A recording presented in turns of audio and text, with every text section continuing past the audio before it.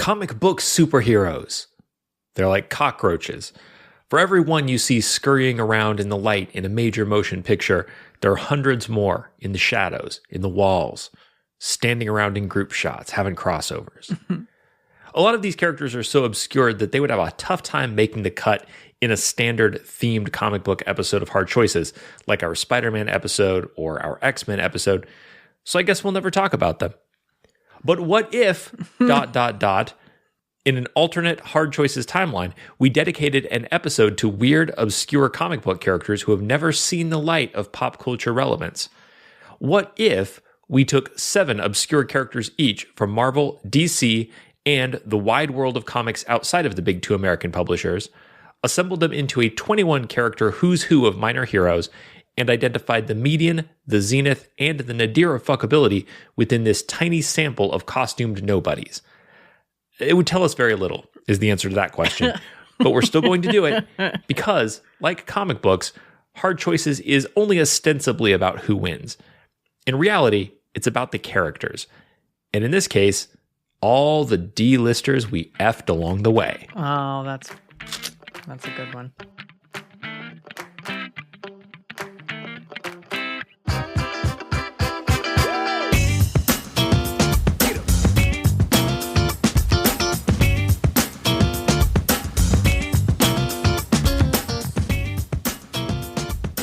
I'm Chris Newton, your host, a little-known costumed podcaster from Earth MDC. Joining me today are 2 podcasters from the System Mastery Cinematic Universe, Jeff. Hello there. And John. Yes. We do prefer to be introduced as the zenith and nadir of fuckability, though. Yeah, and it's for you to decide which is which. Mm-hmm. And one of us only tells the truth and one of us fucks real good. Yep. And as always, presiding over the podcast multiverse from their citadel on the wet spot of the moon, it's Megan Bob the Watcher. But I do refuse to sleep in the wet spot of the moon. Megan Bob, before we put our dicks directly in the dollar bin and see what happens, will you please remind us of the definition of fuckability? Fuckability is not about what they look like, because some of these motherfuckers look real weird.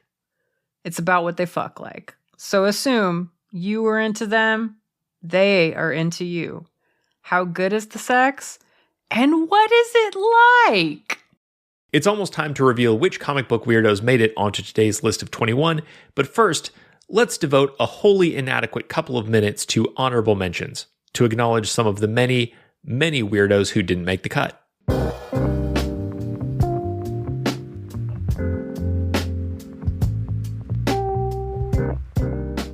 Captain Carrot and his amazing zoo crew! From the DC Comics series of the same name.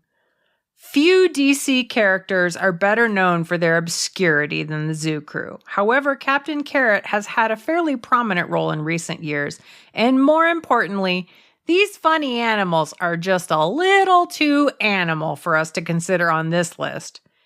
It would be different if this were an all-furry episode, but we're not prepared to rank the fuckability of a big titty anthropoodle versus 20 characters who aren't big titty anthropoodles.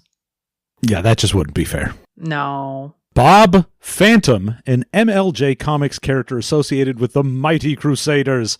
Bob antagonized the police as a reporter and gossip columnist while secretly fighting crime with his powers of invulnerability and teleportation. However, this honorable mention is really dedicated to all the Bob Phantoms out there, all the characters who are too obscure even for this episode, from Hitmaker to Hand Grenade Man. Nothing against them, it's just that this is already a pretty niche episode. If we put our heads together to come up with the most obscure 21 comic book characters we could name, odds are you wouldn't know or care about any of them. At that point, we'd just be jerking off, but in the bad way. Ulysses Solomon Archer from the Marvel Comics series US1. US Archer is a classic obscure superhero pull, and he's not just obscure, he's weird. A trucker who had a cybernetic CB radio implanted in his skull by aliens and who later moved to outer space to help run a space truck stop. He was originally on this list, but upon reflection, we realized that he's not really a superhero. He's more of a trucker who gets a lot of unwanted supervillain attention. He didn't swear a vow to fight interstate highway crime or anything. The dude just wants to truck. In addition to honorable mentions, I want to take a minute this episode to talk about our selection criteria, because there are hundreds and hundreds of characters who would have been eligible for a list like this, so we narrowed our scope by making some rules. First, we limited ourselves to 7 characters from Marvel, 7 from DC, and 7 altogether from sources outside the big 2 American publishers. Second, we included only characters who originated in American comic books, not cartoons, not movies, not manga, not prose fiction. Third, we limited ourselves to superheroes. Some allowance was made for anti-heroes, but we excluded villains, and we excluded characters who are protagonists but not really superheroes. Your pulp detectives, your space cabbies, that sort of thing. Finally, we tried to exclude characters who've shown up in any mainstream live-action media. We did include one character who showed up in a short-lived streaming series and another that appeared in heavily altered form in a movie, which flopped. However, there are a whole passel of characters who might have made this list had they not showed up for an episode or 2 of Supergirl or Stargirl or Green Arrow. With those limitations in mind, here they are, the 21 obscure comic book superheroes who will be making nerd bait cameos in our sex lives today.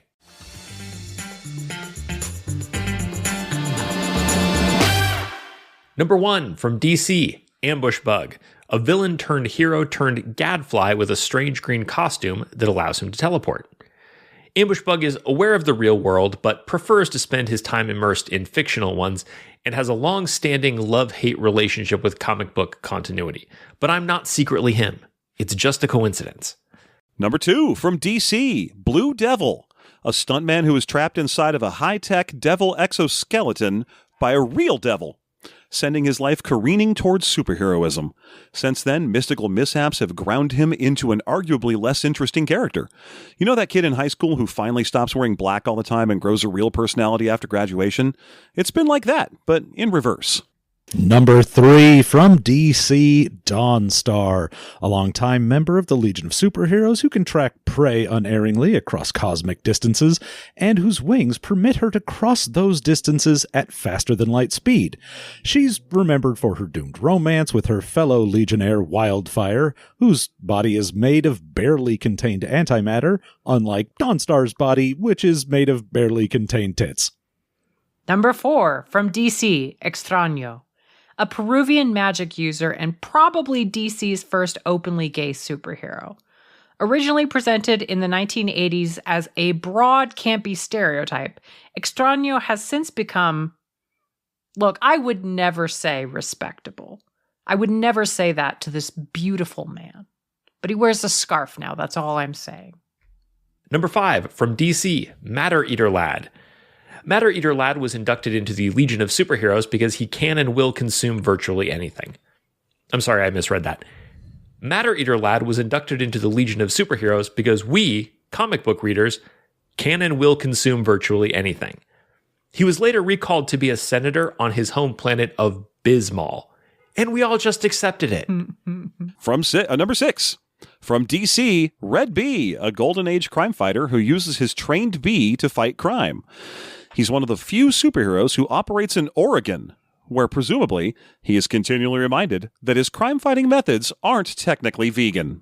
Number 7, from DC, the original Red Tornado, Abigail Hunkle, a hard-nosed mother of 2 who donned a cooking pot helmet and red long johns in 1940 to rough up gangsters, and also cops, and also the dishonest local butcher in her neighborhood. Her heroic legacy is carried on by the other Red Tornado, who is a robotic air elemental, yet has apprehended 0 dishonest butchers as far as we know. Number 8, from NEC, Chainsaw Vigilante. I sounded very fancy saying that. Vigilante. Vigilante. I purchased them at a garage sale. Number 8, from NEC, Chainsaw Vigilante. A superhero-hating vigilante who uses his chainsaw to terrorize heroes into hanging up their capes. We could split hairs about whether he's exactly superheroic, but he wears a costume and fights social problems by using violence against their symptoms. So, close enough. Number 9, from Dark Horse, Empowered, an insecure superheroine with a skin-tight supersuit. It grants her powers like strength, invulnerability, and energy blasts, but it frequently tears in battle, leaving her powerless, nearly naked, and easily bound by supervillains. Is this objectification? Is it an extended riff on objectification? I don't know, but I intend to study this big, round, naked butt until I get some answers. Number 10 from Malibu Comics, The Ferret, a public domain hero who was reimagined with fresh new ideas in the 1990s. You know, claws, heightened senses, a berserker bloodlust, mustelid branding, fresh, never-before-seen ideas, bub. Number 11, The Flaming Carrot, a surreal superhero in a carrot mask whose exploits were published by Dark Horse and Image, among others. He's a regular Joe who became a hero when, after reading 5,000 comic books in one sitting, he achieved a state of zen stupidity. The Flaming Carrot has a lot more history to recap, but he's never going to make more sense to you than he does right now. Number 12, Octobriana, an immortal heroine of the October Revolution created by underground comics artists in the USSR. Well, not really. That turns out to have been a hoax. But no one can deny that she's a statuesque immortal who wears her pants so low on her waist that you can see her bush. That's inherently political. Number 13 from Image Comics, Radiant Red. She's a middle school teacher whose chance encounter with alien technology gave her a powerful supersuit, which in turn gave her the means to rob some banks and bail her partner out of his gambling debts. Naturally, one big score really did solve all her problems and everything turned out great. Number 14, Fox features Syndicate's Stardust the Super Wizard, a bizarrely written and drawn Golden Age superhero. He lives in space, uses an endless variety of rays to dole out cruel justice to ugly criminals, and flies like he's luging face down through the sky. Number 15, from Marvel, Cecilia Reyes, a mutant whose force field powers are secondary to her calling as a medical doctor. Ironically, she has no cool superhero name, unlike the countless heroes who steal medical valor by calling themselves Doctor something. They have a doctorate, but they're not even medical doctors. Bah! Number 16, from Marvel, Death's Head, a robot best known for his work as a far future bounty hunter and for his distinctive speech pattern. Yes? Also for the fact that the Doctor from Doctor Who enlarged him to 30 feet tall for a while so that he could hang out with Transformers. A plot that, like most good superhero stories, sounds like a dream a 6-year-old would have. I have one of those. I'll check with her. Number 17, from Marvel, Justice, originally from the New Universe imprint. Though he was first portrayed as a, quote, justice warrior from a dimension called the, quote, far place, a retcon revealed that he's actually a DEA agent, given superpowers and a false history by a psychic drug lord. But let's not live in the past. He kills dudes with energy blasts now. That's what matters. Number 18 from Marvel, it's Koi Boy, fish-powered sidekick to the Chipmunk Hunk. Superhero gigs don't get much lower profile than Chipmunk's Hunk's sidekick, but Koi Boy is notable for his surprising array of powers. For example, the ability to slowly expand to fill any container, and for being one of the very few trans-mask heroes in mainstream comics.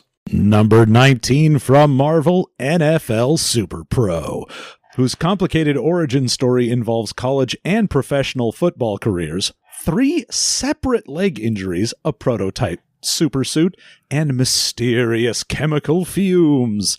He's a super football guy who tackles criminals. Marvel, that's all you had to say. But I do want to hear something about how he has 3 legs. Oh, he's got that third leg injury. You know what I'm saying. Mm-hmm. Number 20, from Marvel, Nocturne, the alternate timeline daughter of Nightcrawler and Scarlet Witch. Nocturne has a grab bag of powers, including wall crawling, possession, and limited telepathy. Also, she shares her dad's devil-like physiology, except that her devil tail can retract. I don't know how that affects her fuckability, but it just feels relevant. And number 21 from Marvel, Sleepwalker, a former dream cop who got stuck in the mind of one particular dreamer, college student Rick Sheridan, and can now manifest in the physical world only while Rick sleeps. Canonically, Sleepwalker sounds like Vincent Price, and he looks a bit like Mothman. If hard choices precedent means anything, and it doesn't, That bodes well for his chances today. I like how that one just has Dream Cop in it without any kind of mention of what that is. It's just assumed that we all know the Dream Cops are a regular thing. Well, I mean, he's a dream cop in that he isn't a bastard. So there you have it, 21 obscure comic book superheroes. Hopefully you're very impressed with us for knowing all these characters. Now it's time to find out whether we are very impressed with them as we begin our rankings. We begin, as always, with our medians, and this time I'm first. My number 11 is Cecilia Reyes. In another episode, I'd have more to say about Cecilia Reyes, but on this list, she's just the normal one, right? She's not a robot. She's not an alien who's going to cock her head at me and go, "You would like to finish what on my face?" She's just a really good, smart, basically regular person who seems to have had vanilla relationships and whose sexuality hasn't really come up in stories as such. She's attractive. I think we'd get along fine. But if I had to guess, I think she fucks like somebody who is a superhero but has never bothered to think of a superhero name. That's big number 11 energy. My number 11 was Empowered. I get it. She's like a fetish thing. That's fine. But frankly, it isn't doing much for me. And at first, when I Googled her to figure out who she was, I kind of thought she was going to be a Venom send-up. Because she has like a black suit Spider-Man, but all ripped up kind of thing. And honestly, it just feels like exploitation for exploitation's sake. I need more. My number 11 was Radiant Red. I feel like, even though it is sort of the median one, Radiant Red is right around when I was like, oh, they're going to be better than the lower end ones. So Radiant Red, I was like, you got a lot of pent-up aggression. You got that, like, that anger in you because there's a lot of problems going on that she's trying to deal with. And so I think you'd get that sort of like pent-up, aggressive, angry, emotional sex. And, you know, I think it would be good because 11 is high for me on this one because the ones at the bottom are very low on this list. I was going to say, I'm still in the hate range when I'm at 11. I'm very picky. Yeah. All right, Megan Bob, you're number 11. Oh, maybe this might be controversial for you. Red Tornado. What? I know. Look, I feel like she does. Look, there's some people I really want to fuck. I feel like she beats up men who don't go down on their wives, which I, for one, think is very sexy of her. But she's also one of the few characters on the list who does some like gender fuck stuff because she does pose as a man when she dresses as Red Tornado, or at least she gets he/him'd, and I assume that that's, you know, intentional. So we could go out like dressed up mask, beat up some white collar criminals, and then come home and grind on the same vibrator until we're both screaming. Just two dudes being bros. Just guys being dudes. What could be better?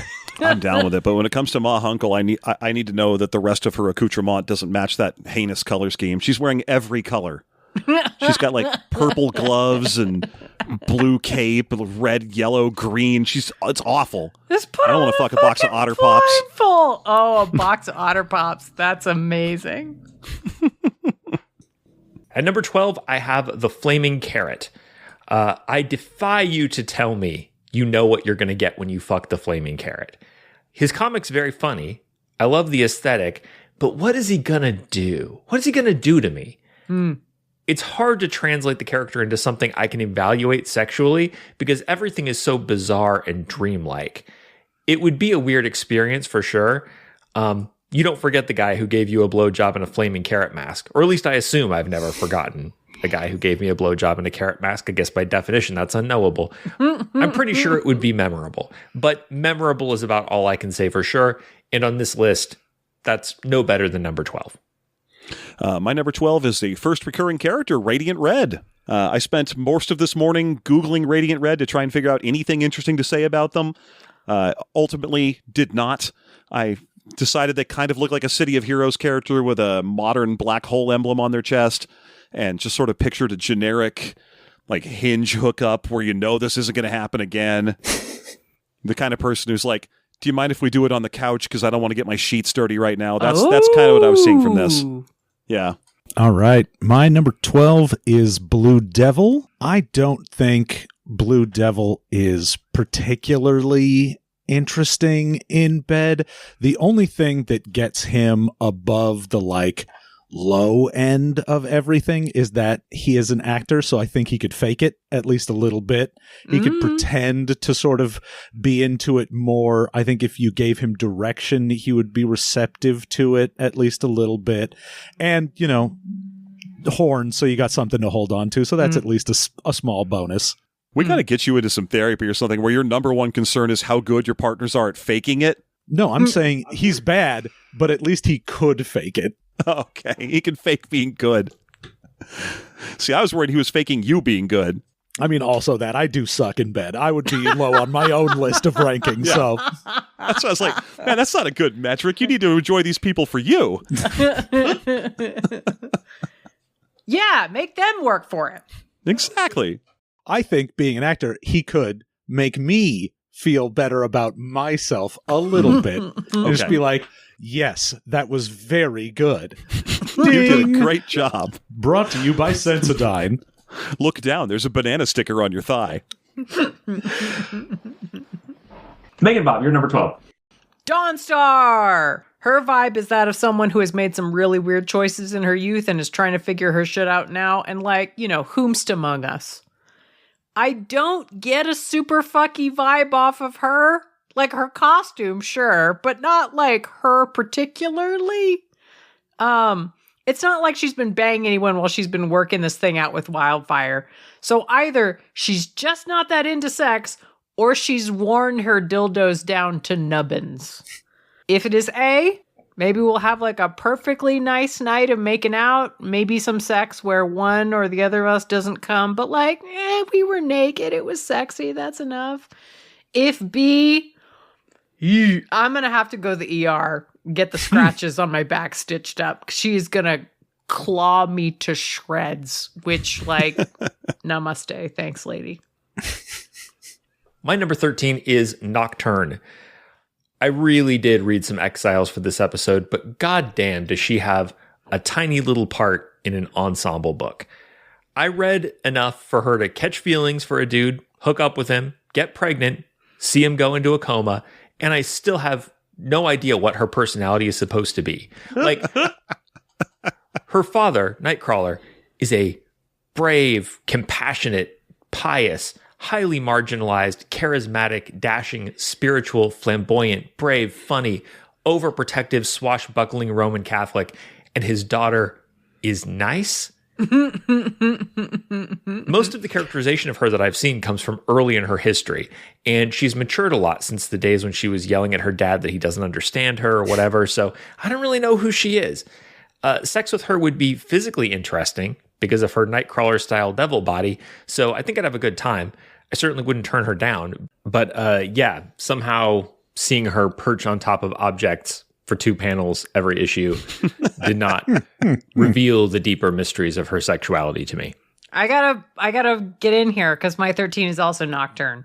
It feels like she's gotta be fairly unself-conscious, which bodes really well for sex with a mutant. Because I want to pet her, and I want to feel her tail wrap around my throat, and she can give me that. I don't think she'll slap me, but look, she's got a tail, so I can only complain so much before I'm going to start coming off as unrelatable, which is really going to fuck with the broad appeal of this podcast. My number 13 is the Flaming Carrots. Look, I get he's from that he is the main character from his own storyline, and that technically the mystery men who made it to the movies are his back issue person. Like they're the people who show up in his B stories. But I'm getting nothing from this guy. I'm sure he's super counterculture. He's got a freakazoid style origin story relying on playing far too many video games. I can't personally get down with that.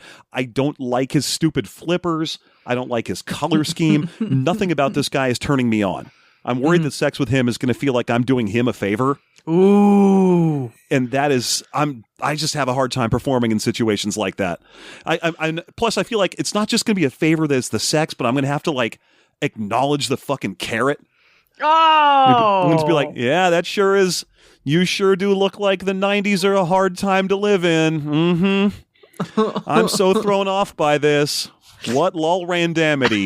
Yeah, acknowledge the carrot, baby. That's what daddy likes. Yeah, just a low end and neutral for me for the flaming carrot.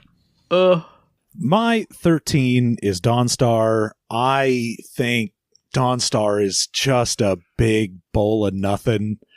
For me, Dawnstar is where I have that sort of median that should have been at 11 is basically starts at Dawnstar because I'm like, you're fine. You're nice. You don't really have anything going on interesting.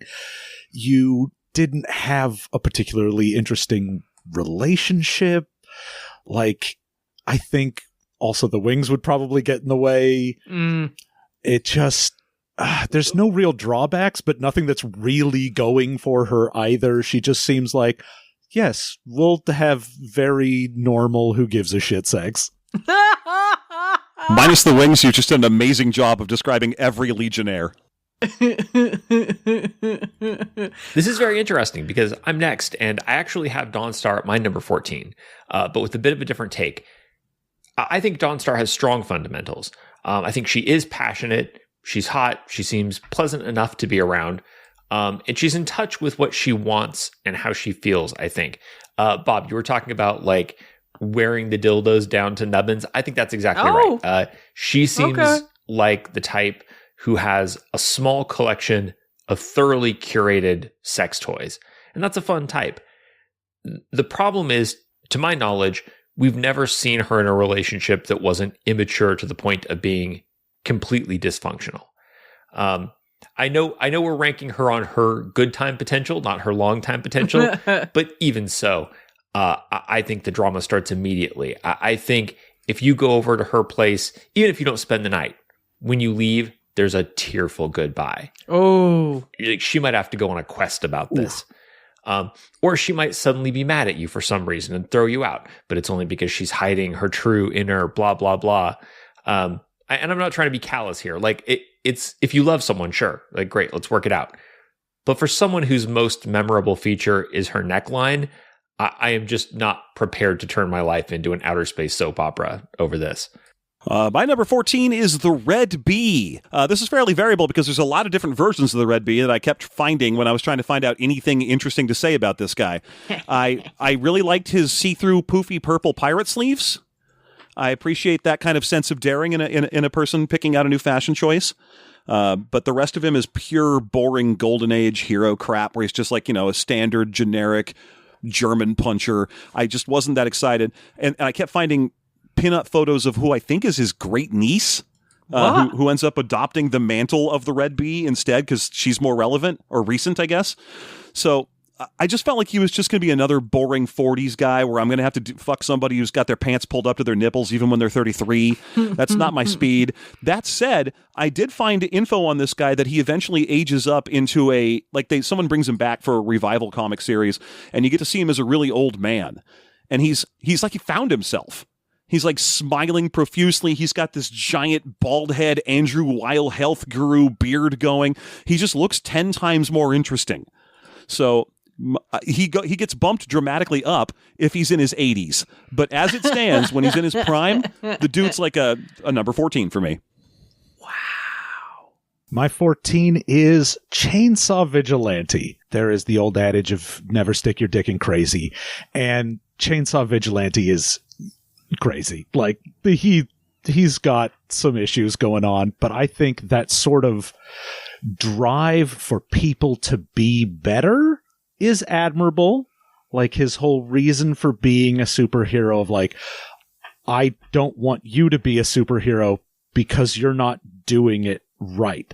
And so I think the urge to want to do things right means could be, decent if it was like, oh, I want sex to be correct, and so I will do that correct. And, obviously is going to be fine with bringing toys into things, very good with that. So is going to have some accoutrement, I think. But also is gonna it's gonna be a problem if you don't live up to his expectations as well. Again, I'm bad at fucking, so this is my big problem, is I feel like it's the type of character that you're like, oh, if it's like, you don't fuck correctly, and then gets the chainsaw out and chases you out of the house while you're naked. This is fucking correctly. Megan Bob, you're number 14. The ferret. The worst guy you know.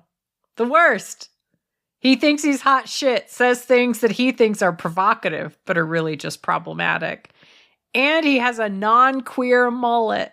Everyone. You hate to see it. I know. Shouldn't be allowed.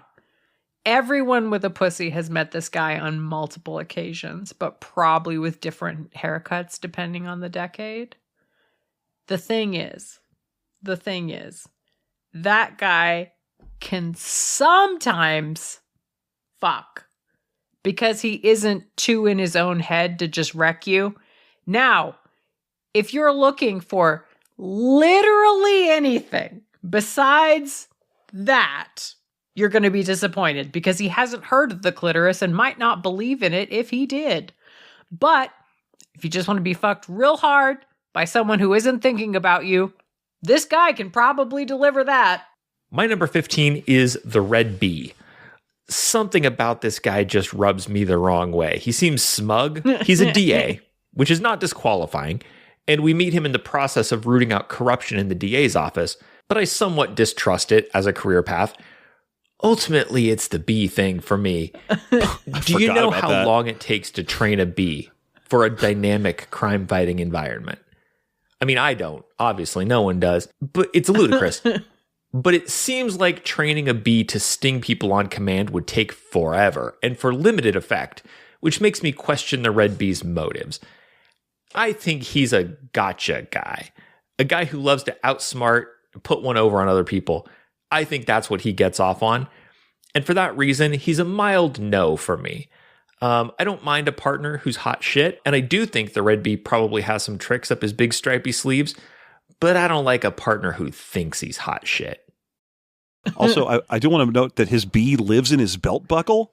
Yeah. And when I'm rating dudes, the hottest clothes on dudes are the belt and the tie. And that's pretty much non-negotiable for me. And if I find out that your belt is part of your like animal handling gimmick, then no, we're done. My number 15 is the NFL Super Pro. I'm just not into these G.I. Joe looking cash-in looking dorks. Like this guy looks like he comes on a cardboard package. I just can't get into it. He basically is Peacemaker without the cultural cachet in terms of looking like a big hard ass whose entire gimmick is sports-themed gear and bravado. I don't like this type of bro, just in general. Anyone who makes their entire life football is already fading on all of the romance elements I require from my partners. I just can't deal with this guy. I'll put it out there. He's a hero. He's NFL themed, and I'd still fuck the sports master before him, and I'd let him know I was doing it. Oh. I just can't go along with any superhero whose whole gimmick is I'm wearing a helmet and proper protective padding equipment and so on. Like, go actually play sports. Oh, so you wouldn't fuck Night Thrasher? Yeah, I wouldn't fuck Night Thrasher either. No, you're right. I mean, maybe. Come on now. Number 15 for me is Koi Boy. Now, I love Koi Boy. I think absolutely great. He's fantastic. Would love to hang out with Koi Boy. Would not want to fuck Koi Boy. Koi Boy is, I feel, maybe asexual, like possibly, and also, even if not, I think is just so personally dull. Like, even for a superhero, it's just very, like, has a couple very specific interests, sex, not one of them, and I think as well can't really say much of anything without doing a fish pun, and in bed that's going to get old real fast. And so I'm just like, I would have to kick this motherfucker out of bed real quick. Yeah. I mean, I have him ranked way higher, but I have to agree with you. He is so reserved as a person that Magic of the Gathering can't reprint him. Megan Bob, you're number 15. Cecilia Reyes. I know X-Men fuck. Like, we did a whole episode about it. But she just seems like a really normal lay. Like, she joined X Factor to get over a relationship. Most of us go on some kind of bender, cry a lot, fuck a lot of people, and go to a bunch of therapy appointments to get over a relationship. I'm just saying, she seems really level-headed. And that is not generally how I prefer sex to feel. Where is my unhinged? Where is my embarrassingly debauched? Nowhere. I'm getting to read that you like your sex to throw furniture. I mean, something. I'd like to throw something. Okay. My number 16 is Matter Eater Lad. Let's first of all assume that his spit isn't acid. Sometimes in comics, his spit is acid, but that would be disqualifying, and disqualification would be boring. So let's assume that his spit isn't acid, and also that if there were accidentally teeth, he's not going to maul you or anything. Let's pretend he's got a normal mouth. He's a senator. You pay me to have sex with a senator, right? That's what we've agreed on as a society. Sex with a senator is work. Specialized work. You have to handle their little gray dicks like fragile documents. So if we pretend that Matter Eater Lad has a regular mouth and not a natural-born cockmangler, he's still a boring senator, and his dick is work.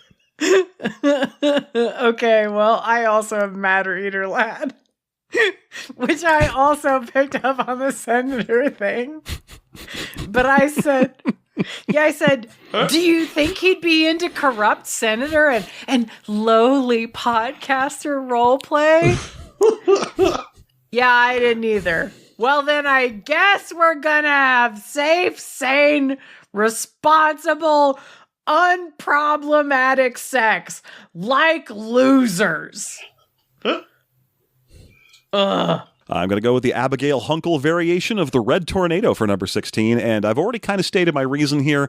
I can't get with that sartorial choice. She's like DC's own version of Forbush, man, and I can't roll with that. The pot on the head, the red, the blue, the yellow, the purple, the green that's in there too. It's just everything I'm seeing in watching her running around fighting crime and that is telling me this person is crazy, and we've already established that I don't really like to fuck crazy. I like to fuck sane and bubbly. I like someone who can communicate with me. I like to maintain a whole conversation.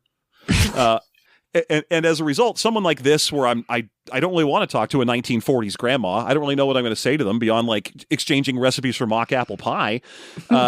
So it's unfortunate because I do appreciate the character, but I'm going to pass on the sex. I feel like that's where I'm down at whatever 16 now. I'm well beyond I would fuck them and outside of like a genie's wish that someone else made. A genie has twisted my wish. Yeah. And I wished to fuck Red Tornado, and then I got Ma Hunkle instead and was like, God damn it. Yeah, I did. I actually, in my notes, it does say I would have much rather fucked the robot. Oh, wow. I don't even know if this Ma Hunkle version of Red Tornado can do any spinning stuff, or the Red Tornado is just a colorful moniker in general. My number 16 is Empowered. I think the fact that her entire character is really, taken up with the fact that she is insecure and lacks a lot of confidence means I don't think she's going to be down for trying a lot of stuff. It means when you get her naked, she's going to be like, I'm sorry, like, don't apologize to me when we're going to have sex. That's my job. Like, as we've established. You should apologize to you. I should apologize to me. I'd like to apologize to the listeners. I'd like to apologize to Empowered. It's all the super homeboys. All these super homies. Yeah, I think she just lacks the confidence and the presence to really like want to fuck good, and is just fucking because it's something she thinks she should be doing, and that really turns me off. Like, the biggest turn on for me is desire.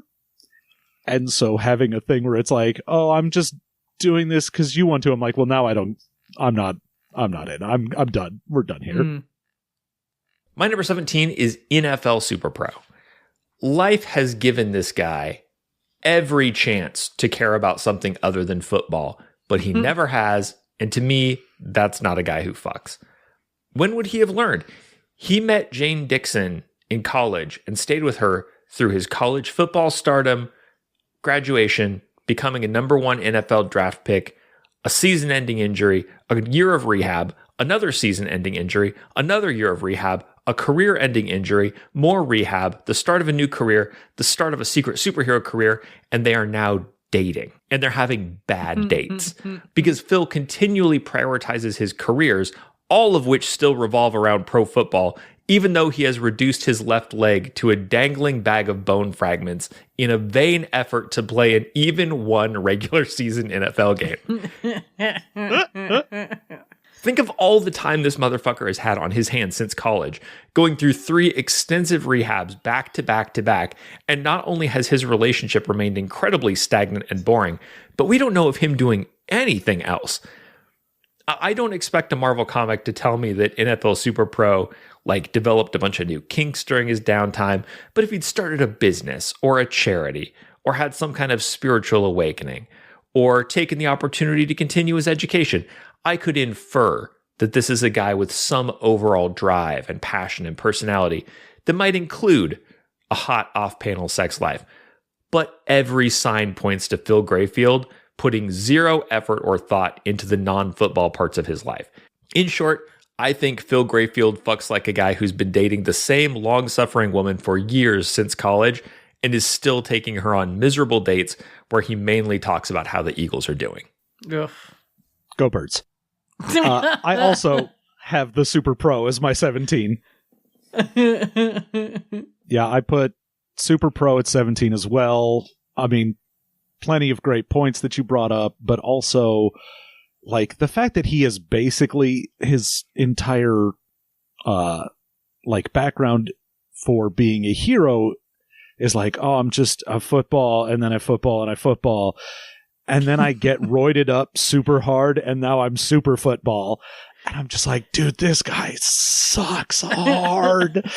He's going to just be and then have nothing. He will give you just the full 2-pump chub. He is going to be great, I want to get this over with so I can go back to watching football. I'm going to go watch some ESPN, and I don't give a shit. He sucks. Jeff, I think your number 17 is next.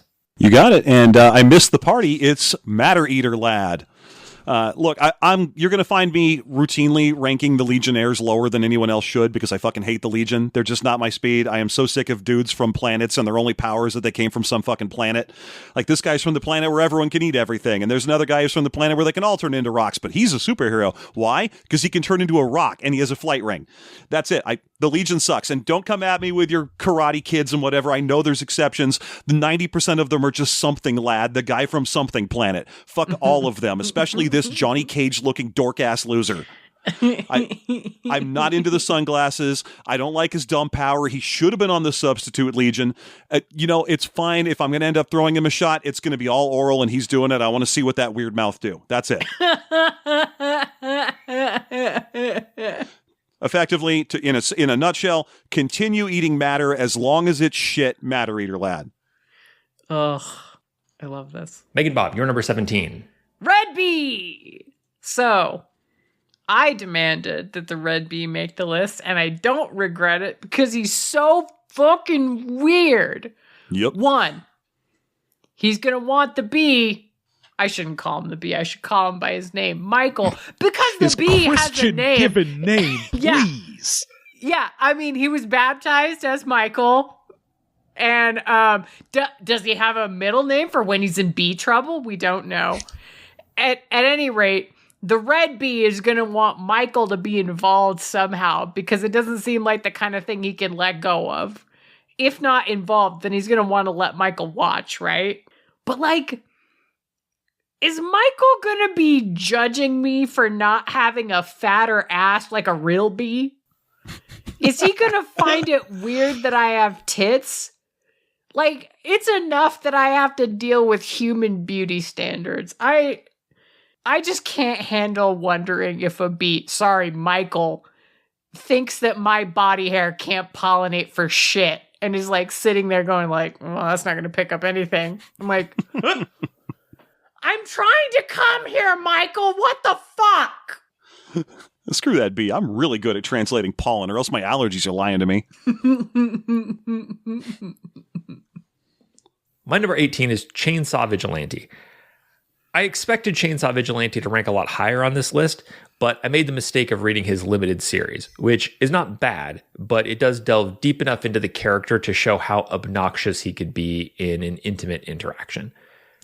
He's performing when he's out there taking superheroes down a peg, and it's a good performance. It's compelling, but I don't think that's who you get when you fuck him. I think you get something more like the conflicted, touchy, selfish, easily deflated loser in the miniseries. The damning thing is that he goes out to hassle superheroes to get his kicks, but when it doesn't go his way, he gets sulky. That makes me think if I'm not duly impressed by him, if I don't react exactly the way he wants me to everything he has planned, he's going to get defensive and tell me that I just don't get it. So I like his vibe, but I don't like it enough to put up with sulking. I'm going to have to jump in here because I also have Chainsaw Vigilante at my number 18 slot. Chainsaw, honestly, I didn't know that Tick had Tom of Finland guys in it. The all leather outfit is something. I will give him that. He's like Tom of Finland from the neck down, and from the neck up, I guess he's like Grifter. He's got that kind of, bandana for a mask thing. But quite frankly, I get it. He's a vigilante with a weapon. If I wanted to knock off Casey Jones, I'd see what Elias Koteas is up to these days. I'm all set. He's just not my type. And yeah, having read a little bit of him afterwards, I agree that he is far too insecure. He's got the same litany of constant problems that every character that isn't the Tick in the Tick has, which I don't necessarily want to expose myself to. Unless it's Arthur, that guy's cute. No. Number 18 for me is Death's Head. Fucking a robot doesn't necessarily have to mean it will be bad. There are obviously incredibly fuckable robots. Yes. This robot, however, is not fuckable. It's just very, dour and weird and single-minded, and the, way that they're constructed, I feel like it would be hard to get anything done. You've got that fucking grater for a mouth, so nothing's going on there. I feel like the only thing you're getting from Death's Head is the fact that he does have the ability to put attachments on himself. But at that point, I'm just jerking off while someone else is there. If I'm just fucking a pocket pussy that a robot is holding, why is the robot here? It doesn't fucking matter. And his speech patterns also would make me be like, hey man, just give me the attachment and leave.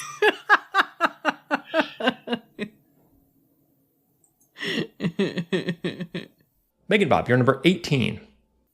This might be a big upset. Big feels. Sleepwalker. He's barely a monster fuck. What if the monster you wanted to fuck was a real workaholic? It's not like I'm unsympathetic to his plight. Being trapped in any proximity to a film major does indeed sound like a bummer. But I can't shake the feeling that he's gonna fuck me with all the gusto that one might use to fill out some moderately important paperwork. I could overlook that. But I cannot overlook the fact that he comes in utter silence. I can just fucking tell. And it makes me angry at him. It's like getting a Cracker Jacks box and at the bottom of it is just a piece of paper with the word prize on it in the Arial font. I mean, technically, yes, that is a prize in the most literal sense of that word, but on a much more cosmic sense. Fuck you, asshole! I bet this motherfucker's cum doesn't even taste like anything interesting. Every other alien weirdo has cum that tastes like frozen lemonade or cinnamon roll icing or pistachio pudding. But I bet this guy's cum tastes like envelope glue. Man, I'm sorry I even got on my knees. Bitch, do you know what a disappointment you have to be for me to say that? You have to be on the Mount Rushmore of disappointments, bro. You have everything going for you, Sleepwalker. You got a sexy voice, like a fucked up looking face, a flappy cape. You could have had this pussy, but no, you wanted your job more. Sad. Big feels. I want to fuck him, but he's going to make me unhappy, and I can't have that. My number 19 is The Ferret.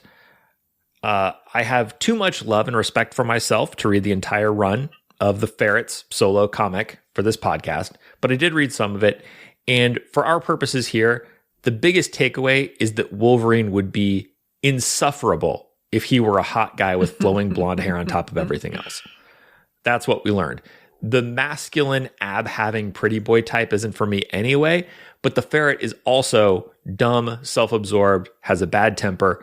There may be some animal intensity here, but I predict 45 seconds of full speed pumping, followed by a haze of cigar smoke and self-congratulation that lasts all fucking night. I hate to break the mold again, but once again, I also have the Ferret at 19. So I'm following you again here. I got to go with you. This to me, the Ferret's like that kid that you're really good friends with and you have a small crush on when you're in like middle school and so on. And then they move to a red state. And when they come back for college or something, they've found this new lifestyle that's completely incompatible with everything. Because if you look him up, you find the same character more than once, but when he's a little kid, when he's a young Ferret, before the redesign, he's like in all blue, and he's got this little chipmunk, early 70s in Europe, half furry mask thing going on, where he's got like just a sort of top of a squirrel for his whole outfit. It's adorable. He's a chubby cheeked little rodent man, and it's great. I would totally hang out with that guy. He's like the mustelid Guillermo. I'm fine with this. And then he goes away, and when he comes back, he's all edgy, and he's in ugly-ass greens and yellows, and you know he fucking still calls beer road soda. I cannot work... I can't work with this guy. And you're right, he comes back dumb. He leaves smart and comes back dumb. He goes down the wrong path in life and ends up one of those people who dresses up as the Crow for every fucking Halloween. It's trash. The Ferret goes to number 19. My number 19 is Big Feels. Ooh. I put at number 19 Red Tornado. Oh, wow. Now, Ma Hunkle, great. She's adorable, and that's wonderful. But here's the thing. Ma Hunkle is a full-time mother. She is a business owner. She is a hero. She is so busy at all times and has so much shit trying to get her attention that you'd be like, hey, let's fuck. And she would be like, no, I need to sleep. And I think no energy for it. Just very like, okay, sure, fine, let's get this out of the way. No desire. Again, like I've said before, the whole thing for me is I want someone that wants to be there. I don't think Ma Hunkle wants to be there. I think she would rather be at one of the other many things that she has to do. And even if she does want to be there, canonically, one of her biggest traits is being clumsy. And I don't need a woman to break my dick. Like, that's not a thing I need. She's going to be so tired and so clumsy. She's going to be like, yeah, let's do this. And then she is going to fall down and destroy my dick. And I am not here for it. I do not want it. I don't want to be around it. So, no, thank you. Megan Bob, you're number 19. NFL Super Pro. Wow. I mean, a guy who can't let go and doesn't understand what it means to use the right tool for the job. Wonderful. I mean, don't get me wrong. I like being tackled, but I don't want to be full on sacked in the bedroom. Thanks. And if you think he won't sack me, then I ask you, why would you use football skills to fight crime? The only sacking I want is teabagging.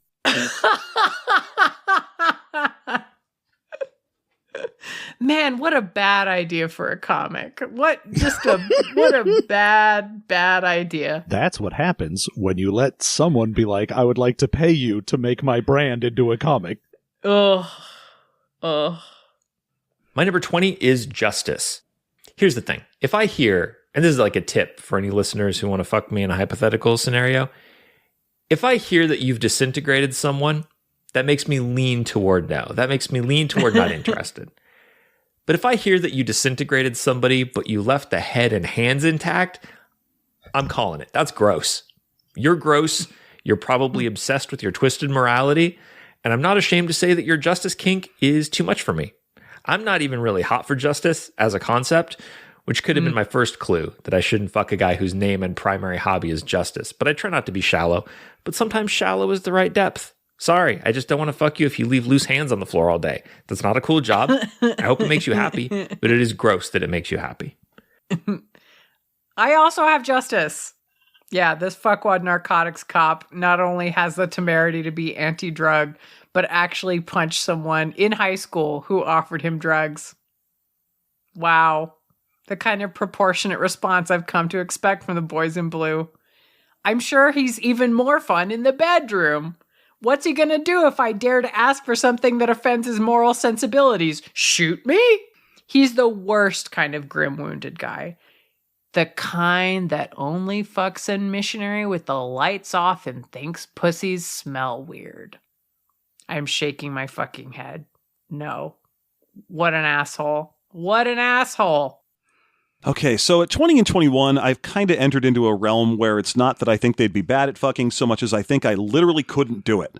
These are my two. This isn't going to happen whatsoever. And that's a preface to say that this is actually one of my favorite characters and one of the few I did not need to look up in the slightest before starting this. Like, I was on board, and unfortunately that means it's Koi Boy. I'm a huge fan of that Ryan North, Chip Zdarsky era Squirrel Girl run. I love every character in it. I own, it's one of the few trades I even own. And Koi Boy is hot.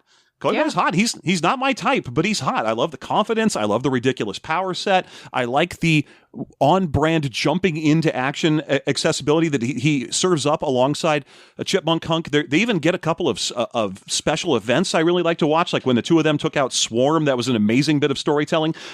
But here's the thing. Koi Boy doesn't fuck. And I'm not going to create a mental world in my place where he does, just for the temerity to put him on the list he does not belong on to me.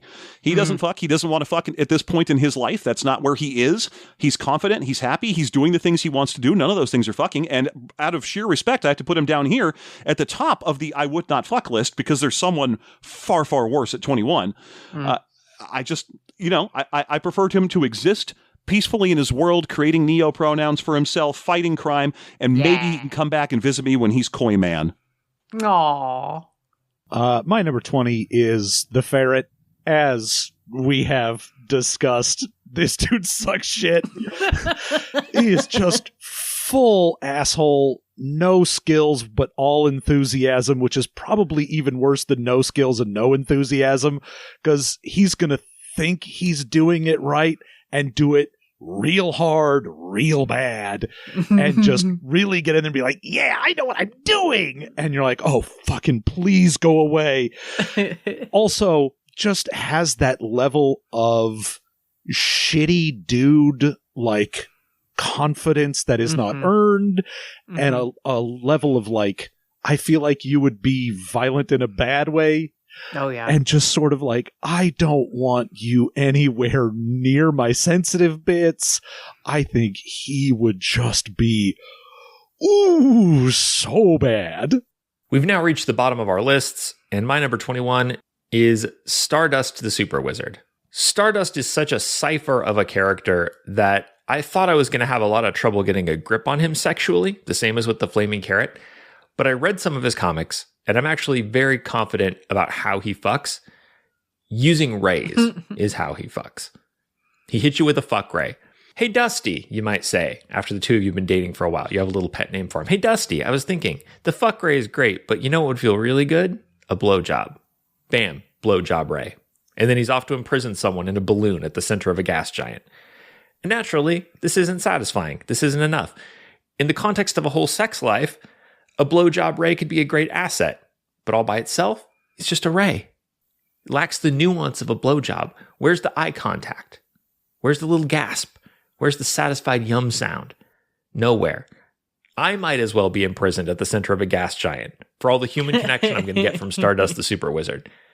And I truly don't think he's capable of anything else. I have never seen a shred of humanity from this character. He seems like nothing but a joyless, compassionless, practically insensate operator of oddly specific rays. My number 21 is also Stardust the Super Wizard. Much the same reasons as you, but he's almost a robo-fuck in terms of his like unplacably uncomprehending nature.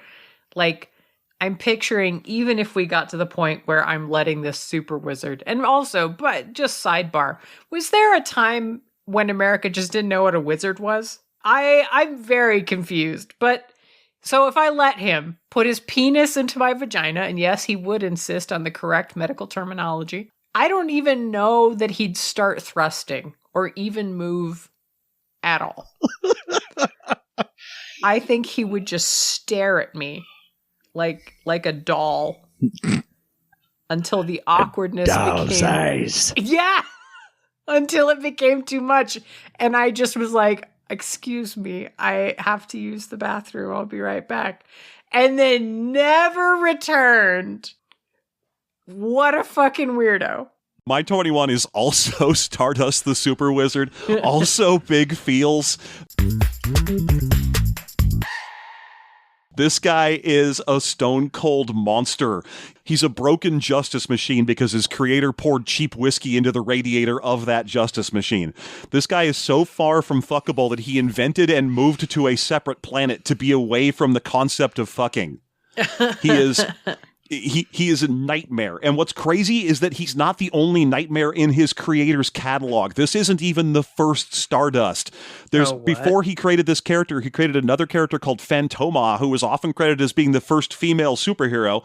And mostly she occupies jungles instead of deep space, but guess what she spends all her time doing? Flying around to where mobsters are and dispensing ridiculous genie-powered justice all over them, and then just retreating to where she had been. And other people stand nearby and go, yes, Phantoma did that. And that is exactly what Stardust is as well. He's just a thing that happens. He's the what you call him from DC, the Spectre. He's the Spectre, but less human.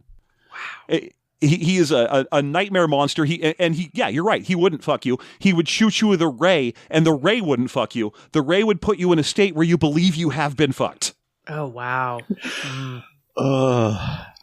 And Lord knows you don't know what this guy does for head, because it's take your head off and throw it on a giant who has no head. And you think it's that he's going to give the giant a head, but no, the giant eats your head via his shoulders where his mouth was located.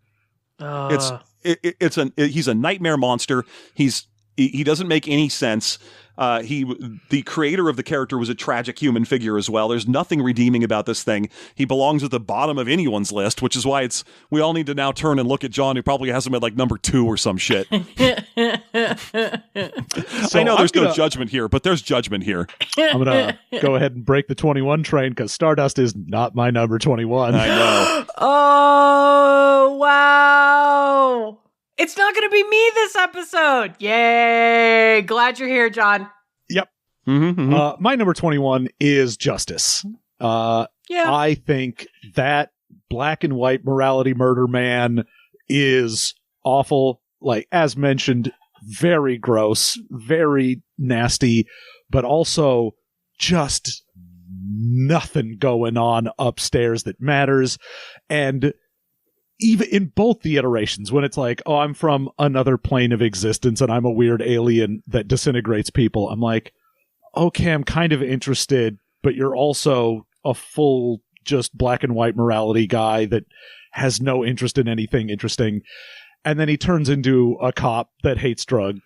And for that, I'm like, oh no, you suck. I hate you even more. Yeah. And he just seems like the type of dude that fucks with the manual of proper intercourse next to him. Oh no. And will scold you for wanting anything but 3 minutes of missionary. And it's just, oh, he sucks so bad. And I hate him so much. All right, with that, we have reached the dregs of comic book obscurity.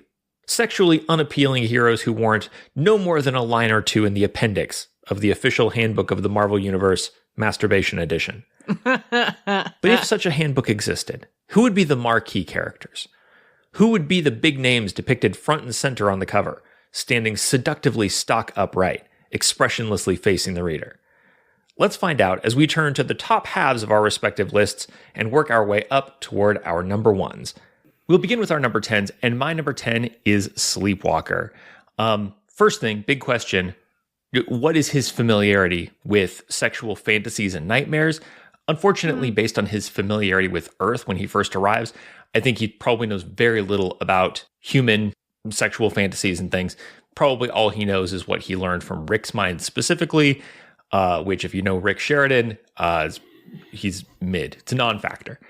However, Sleepwalker does seem like a really decent, flexible person who's adapted really well to living in an alien world, not to mention another person's mind. So I think he would be a quick, non-judgmental study if he were motivated to learn about your sexuality. And per the premise of the show, he's into you, so he's motivated. And once he's motivated to figure out human sex, not only does he have just a cosmos of images and sensations from different beings' minds to draw on, but he has a keen understanding of the psyche, even if he still doesn't quite understand humans particularly. And crucially, I don't know if you know this about his warp vision, but like he sewed a Spider-Man costume by looking at thread. His control is that precise. So his ability to manipulate objects, like he could fuck you with the water in a bathtub. Oh. He could reshape a pile of sex toys into shapes undreamt of by Bad Dragon. He could animate spools of ropes and chains. Like the only limit is his imagination. And if he runs out of imagination, he owns an imaginator. He can create more imagination. So I think you're right, Bob. The first time with him might not feel great, but teaching him to fuck you is going to be fun and he'll get it. And once he does, he's going to be able to do things to you that no one else could do. All right, I'll fuck him.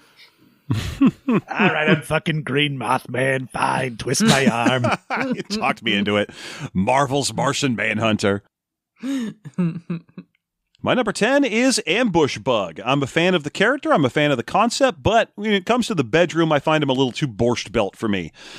Between his real name being Erwin Schwab and all the stuff about everything surrounding this guy is so hacky. All the I'm fighting Argyle, the Death Sock, and a bunch of random. It's just too 70s like borscht belt comedian for me.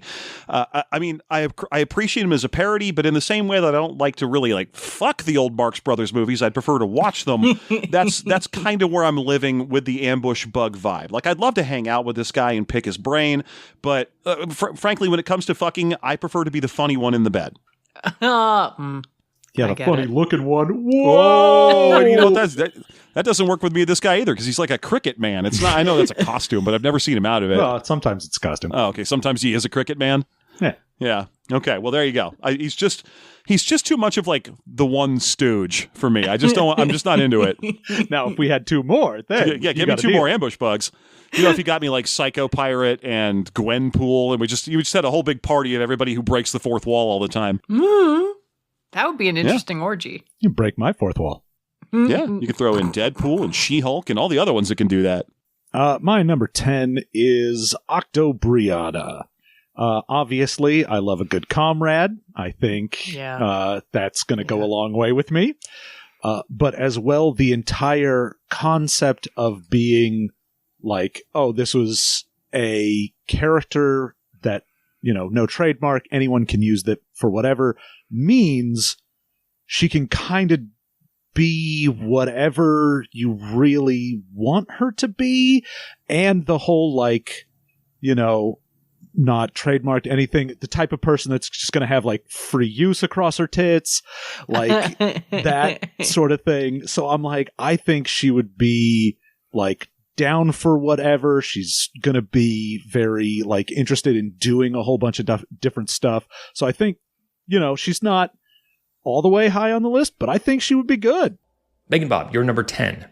Koi boy. I'm also transmasc on occasion, and as one queer to another, can I just say, puns are very sexy. Look, most queer people know and understand this on a deep and fundamental level, but there's nothing like being in bed and then your sex partner says something that makes you either groan or like clap your hands like an overexcited seal. I get it. Puns are not the same as sex, but I take sense of humor very seriously, and a good sense of humor takes the kind of creativity and like delight in yourself that makes sex magical. Also, I heard he can grow to fit the size of a container. I'm just saying, that sounds like it has applications. My number 9 is Ambush Bug, and I hear the criticisms. He ranks this high for me for only one reason. Well, it's one multi-part omnibus reason.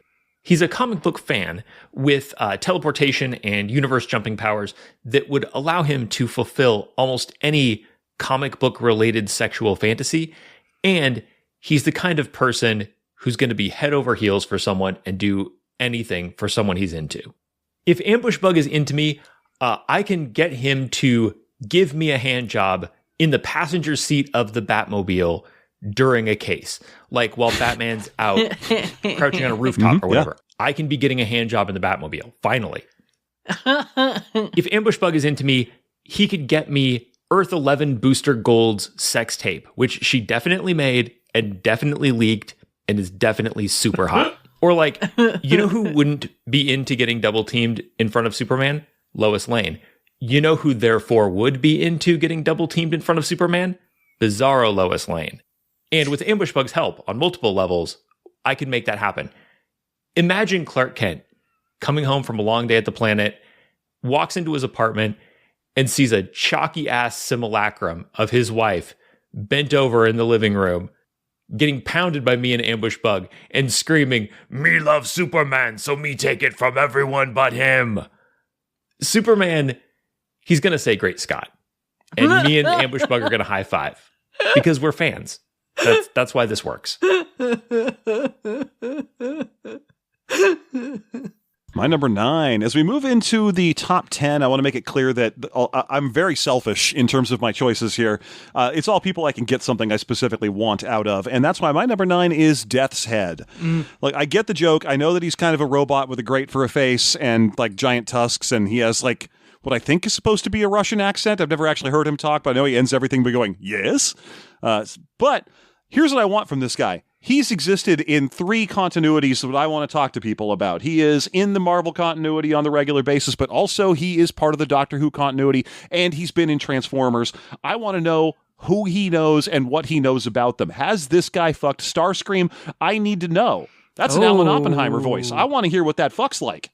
Yeah. So for me, this guy is an informational source that I am willing to provide in order to access that level of information. That's something that works for me.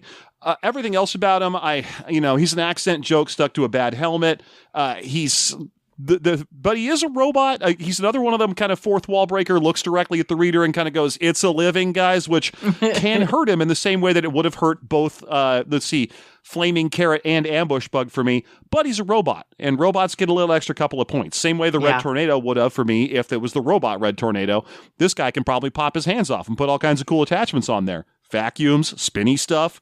Listen, Red Tornado, I'm just saying, spinny stuff. It's going to work on me. It's going to get my attention. Yeah, if there's one thing that's going to work for Jeff and his ADHD ass, it's someone that can put a fucking fidget spinner on his hand during sex. 100% correct, yeah. If it's a fidget spinner in one hand and the other one's one of those car paint buffers, both of those are great for me. So, yeah, Death's Head kicking off at the number 9 spot for me, and I feel correct about this.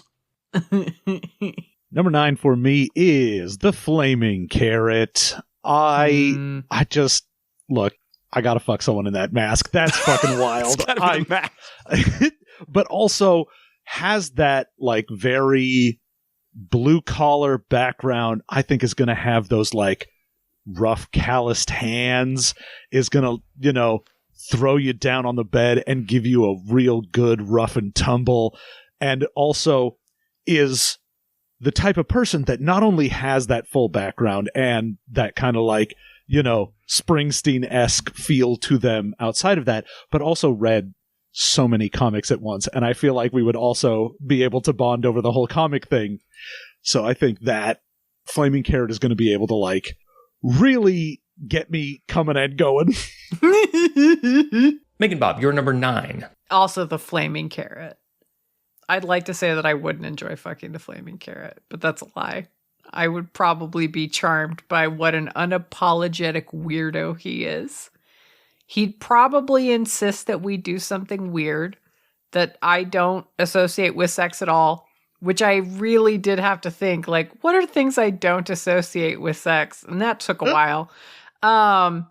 So I came up with going to the post office, but he'd make it sexy, or at least sexual, in some way that I'd never see coming and wouldn't really understand.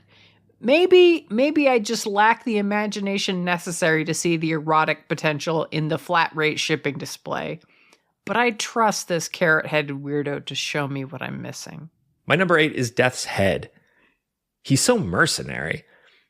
There's something really interesting about his outsider perspective on all the aspects of human existence, including the seedy stuff and the more noble part of human existence. So I think you could get some no-nonsense, well-executed, full of personality sex work out of this robot. His approach to the job of making humans come would be really interesting. And I can't explain it. It's very appealing to have sex looking into that goofy robot face. It gives me large costume-style Muppet vibes. And I am, of course, on the record about Muppets. Yeah. My number 8 is Dawnstar. Look, I've been on about this already. I am not a fan of the Legion. They're not my favorite thing. They're like my least favorite DC thing. But she's got a pretty good look. I'm into it. She's kind of like wearing a kid version of the Golden Armor Wonder Woman look. I think we could get past her awful backstory in history where she's from like a planet where Native Americans emigrated to and then they all grew wings. It's very Legion-y. It's not my favorite thing. And plus, even though you'd think that would make her one of those people that just, I'm from a planet and everyone on my planet can do this and therefore I'm a member of the Legion. She actually is different. She can use her wings to go through space at super speed, which other people from her planet can't do. So that's kind of neat. I thought that was interesting. But the thing that really put her up to number 8 for me, there are 2 of them. One, she's no longer in the Legion. She wasn't always a Legion member. She eventually walked away, which means I feel like I could have a good conversation about how much they suck and which ones suck in particular. And that's exactly the kind of pillow talk I like, is how much other people suck. I like to fuck and belittle. That's my life. That's how I live. The other one, and this is definitely getting a little too personal for podcasting, I think, is that I've got a real thing for plunging one-piece gold bathing suits. It's just being a child of the 80s. You can hang me if you must, but that look in particular just gets my engine going, and she's wearing that without it, and it's just her everyday look. So, good on her. That's her going to the store outfit. Exactly. No idea what that does to me. So, the plunging one-piece gold metallic bathing suit, bad-talking bouncing boy, this is very high up for me. She's only getting knocked down by the fact that she was at any point associated with the motherfucking Legion. Number 8 is Sleepwalker. I mean, how do you not want to fuck a dude that sounds like Vincent Price? That's right away. I'm like, I don't give a shit anything else. Just keep talking to me while we're doing it. And as mentioned before, for a person that has gone through, even if not a ton of, human dreams to start with, that just means he's been in other weirder dreams. Mm-hmm. Whatever you float, he's going to be like, yeah, obviously, I've seen way weirder than that. Whatever thing you are into, whatever you want to do, he's going to be like, yeah, cool. That's nothing strange. No judgment. And, assuming that they are, as we said, into you, they're also going to be willing to use their gaze that changes things around. They're going to be able to be like, at the low end of useful, be like, I can just make a bed wherever if we want to be comfortable. So you could go to the post office and fuck next to the flaming carrot, but have a bed while you're doing it. But also the whole, like, I can make anything you want while we're doing it. I can, change shit around. The partner undressing you very hot and them being able to be like, I'm going to look at you and literally undress you with my eyes. That's hot as fuck. My number 8 is Octobriana. Her sexual appetite sounds like so much fun, honestly. Like, okay, like the killing people in the process does sound like a bummer, but I feel like maybe this is the start of my superhero origin story. A scary hot lady tried to fuck me to death for Mother Russia, and it only made me stronger. Superhero origin stories are supposed to sound like clickbait headlines, right? Am I doing it right? You won't believe what happens next. The point is, she has like a voracious sexual appetite and would probably gnaw on my tits until they look like they'd been attacked by wolverines. And I don't know why that sounds like a good time with her, but very specifically with her, yes, it does, actually, though. My number 7 is Koi Boy. And I acknowledge the asexual reading of the character. My understanding, and I think this has canonical support, is that Koi Boy at least dates. And I don't know what he does on these dates, but whatever it is, I assume that's what I'm ranking. Koi Boy is super cute, has tons of fish powers, but just to focus in on one, he has core muscles so strong that he can flop into the air the way that the Hulk leaps into the air to travel. And yet a svelte build. That, like, I don't know what that looks like. I don't know what that feels like. That alone is enough. I have no idea what undersea kingdom of sexual delights Koi Boy is going to introduce me to, but I can't wait for him to school me. I am into this. Thumbs up. I love being the only one that was like, no on the fish puns. I'm pro fish puns. I'm fine with it. I feel like Koi Boy would be fine with it too. My number 7 is Octobriana. When I first looked this character up on researching for this show, I figured it was going to be another one of those classic, like, tits and guns characters. It was designed primarily to sell statuettes to horny nerds. You know, like your classic Vampirella or Lady Death or whatever. All they have going for them is a rack and a gun or a scythe or something. But actually, on researching the character, I found she was really interesting. She's, you know, like John mentioned earlier, a true comrade, and like Megan Bob mentioned earlier, a true gnawer of parts. I was into it. I like her kind of raw, open sexuality. I like that she's just getting shit done for the cause. Just in general, I really liked her look. I thought the low-rise pants were a great kind of 70s and 80s throwback that I was into. And the star on her head just keeps making me think that she might want to talk about the young ones with me. Like, if she's a Vivian Bastard fan, then I would love to have those conversations. I've been trying to get into that show recently. And again, I'm largely on the lookout for pillow talk. I'm down to fuck, absolutely. But also, I need a little afterglow discussion. And I feel like a little ancient British sitcom history is something I could be into talking about. Number 7 is the Red Bee. I'm the only one that wants to fuck the Red Bee. Do it! Everyone gets a taste. Hey, look. 1, Red Bee punches Nazis. I'm already rock hard. So that's right out the gate. Amazing. 2, trains bees. What the fuck? The amount of patience and dedication and like obsession to train. You're like, I've decided I'm going to be the Red Bee, and I think that came first. And then he was like, you know what I should do if I'm going to name myself the Red Bee is train bees. And I'm like, that's a motherfucker who's like, oh, if I'm going to do something, I'm going to do it. And he has the patience to do it right, and he'll listen. Also, wow. I don't know why. I think he's fucking adorable with his little Michael B. I know. That's cute as shit. It is real cute. I think that's great. I'm willing to have an entire hive watch us fuck. And, you know, he's probably got, while he's giving head, he'll do the little buzz sound. That'll be nice. I do want to point out that this is fair for John because he does have the ideal bee body. That's why whole hive wants to watch him go. Listen up. You may not like it, but this is what ideal bee body looks like.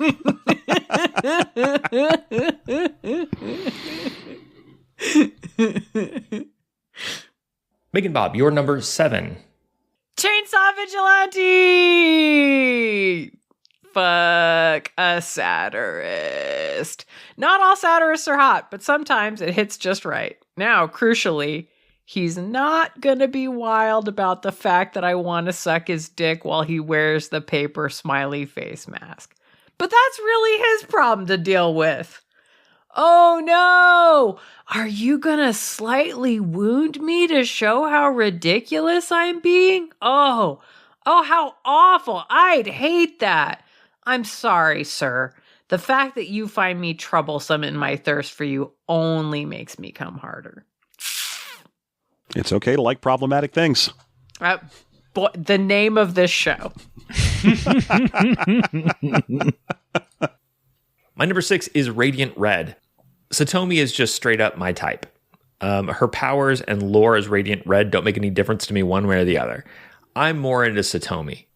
Short, fierce 8th grade lit teacher who got pissed at her partner for his gambling debts, but also supported him through rehab and robbed banks to fix their finances. I'm into the Satomi who's a sweet, cuddly auntie who loves her sister's kids, and in fact loves them so much that she straight up murders a room full of mobsters who threaten her family. Compared to mass murder, it's a small detail, but I also love her round red glasses. Satomi is just the best. I vibe with her in a way I can't really articulate.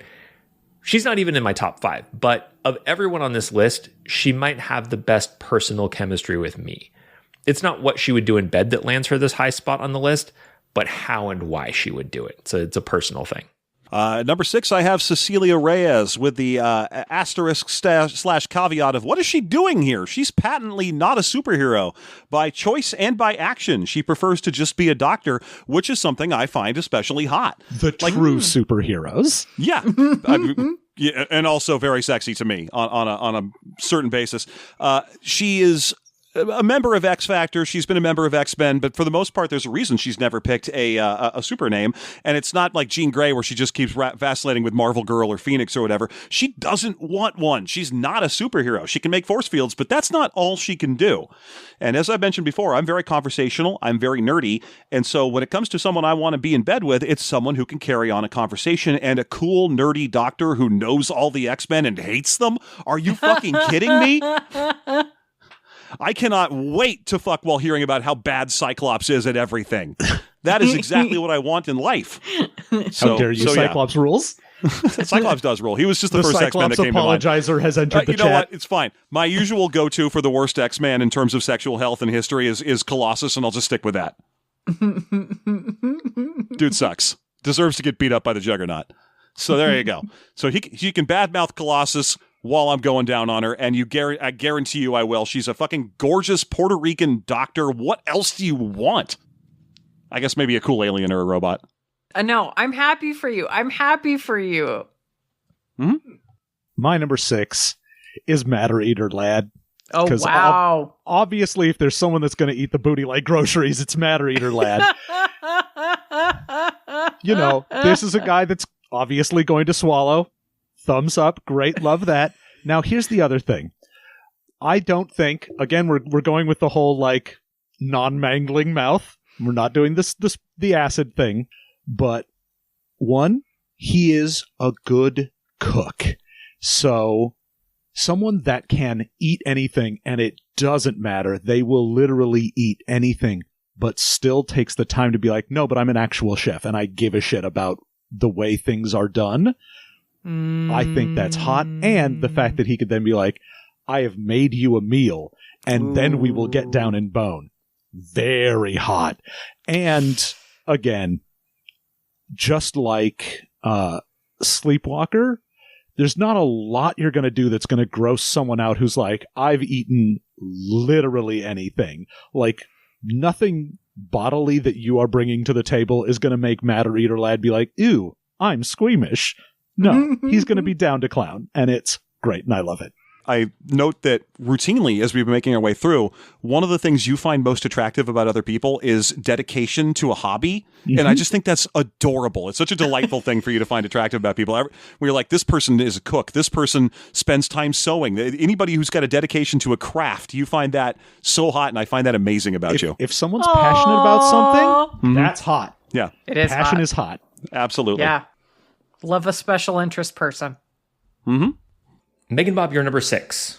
My number 6 is Ambush Bug. Why am I charmed by this weirdo? Like, why do I want him to do shtick while he fucks me?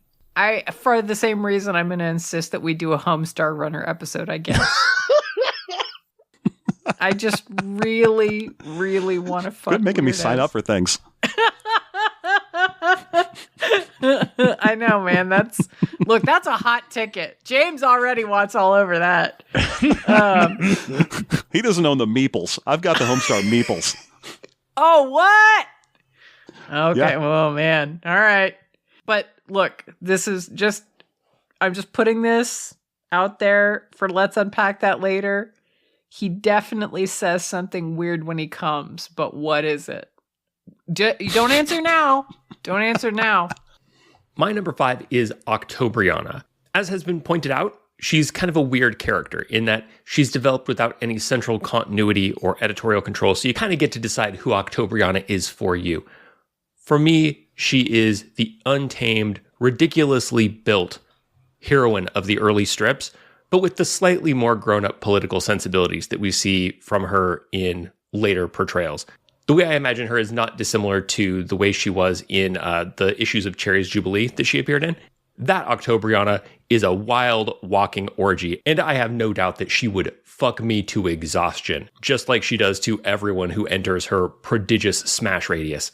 On a personal level, we would not remotely click. There is some political overlap, but like she's not the leaflet type, right? That's not. She's, I think, uncomfortably direct action. That's more her speed. She's so selfish and reckless, at least when it comes to sex, that there would be a real ceiling on how much fun I could have with Octobriana. But she can pound me against that ceiling anytime. Okay, well, speaking of jackhammer fucks and bad decisions, my number 5 is my role-playing choice, and that's because, and you're all going to hate me, it's Justice. Oh, Woof. wow. Who I have yet to mention. I want to be this guy's put-upon but well-meaning Irish wife.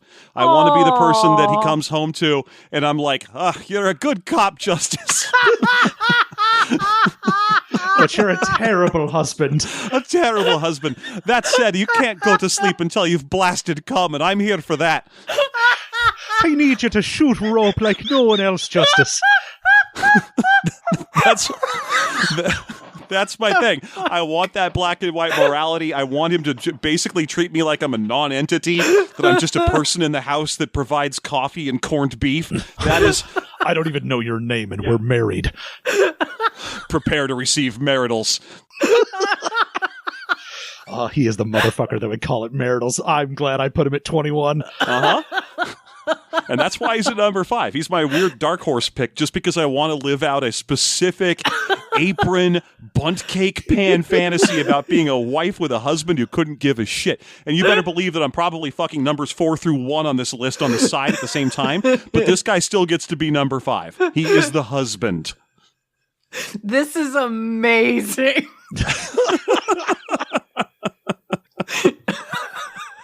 What the fuck? I just want to be 2 days from retirement with this man. That's all it is. Yeah.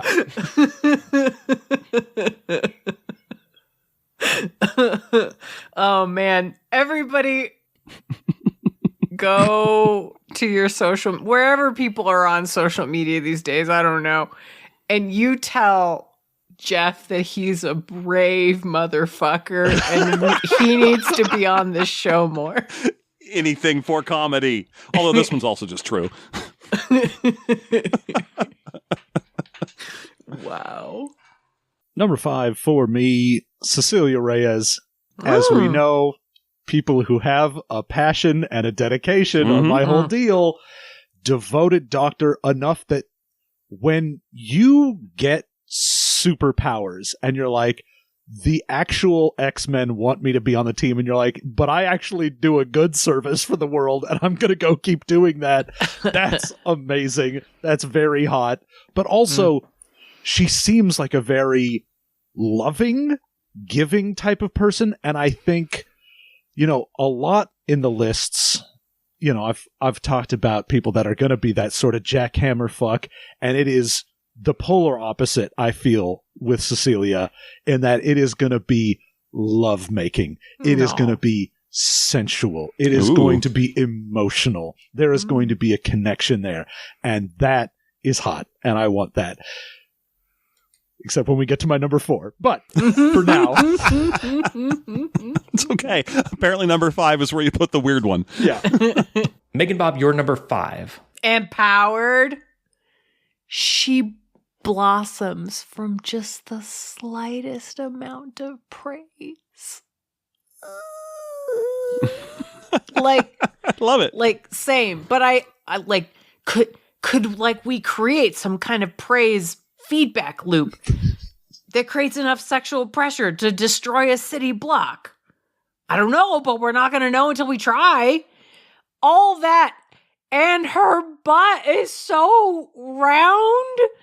It's and like out there. And she wears slouchy clothes around the house. And she eats like shit. And she's so brave and she's so horny. Like, she's so cute. I love her.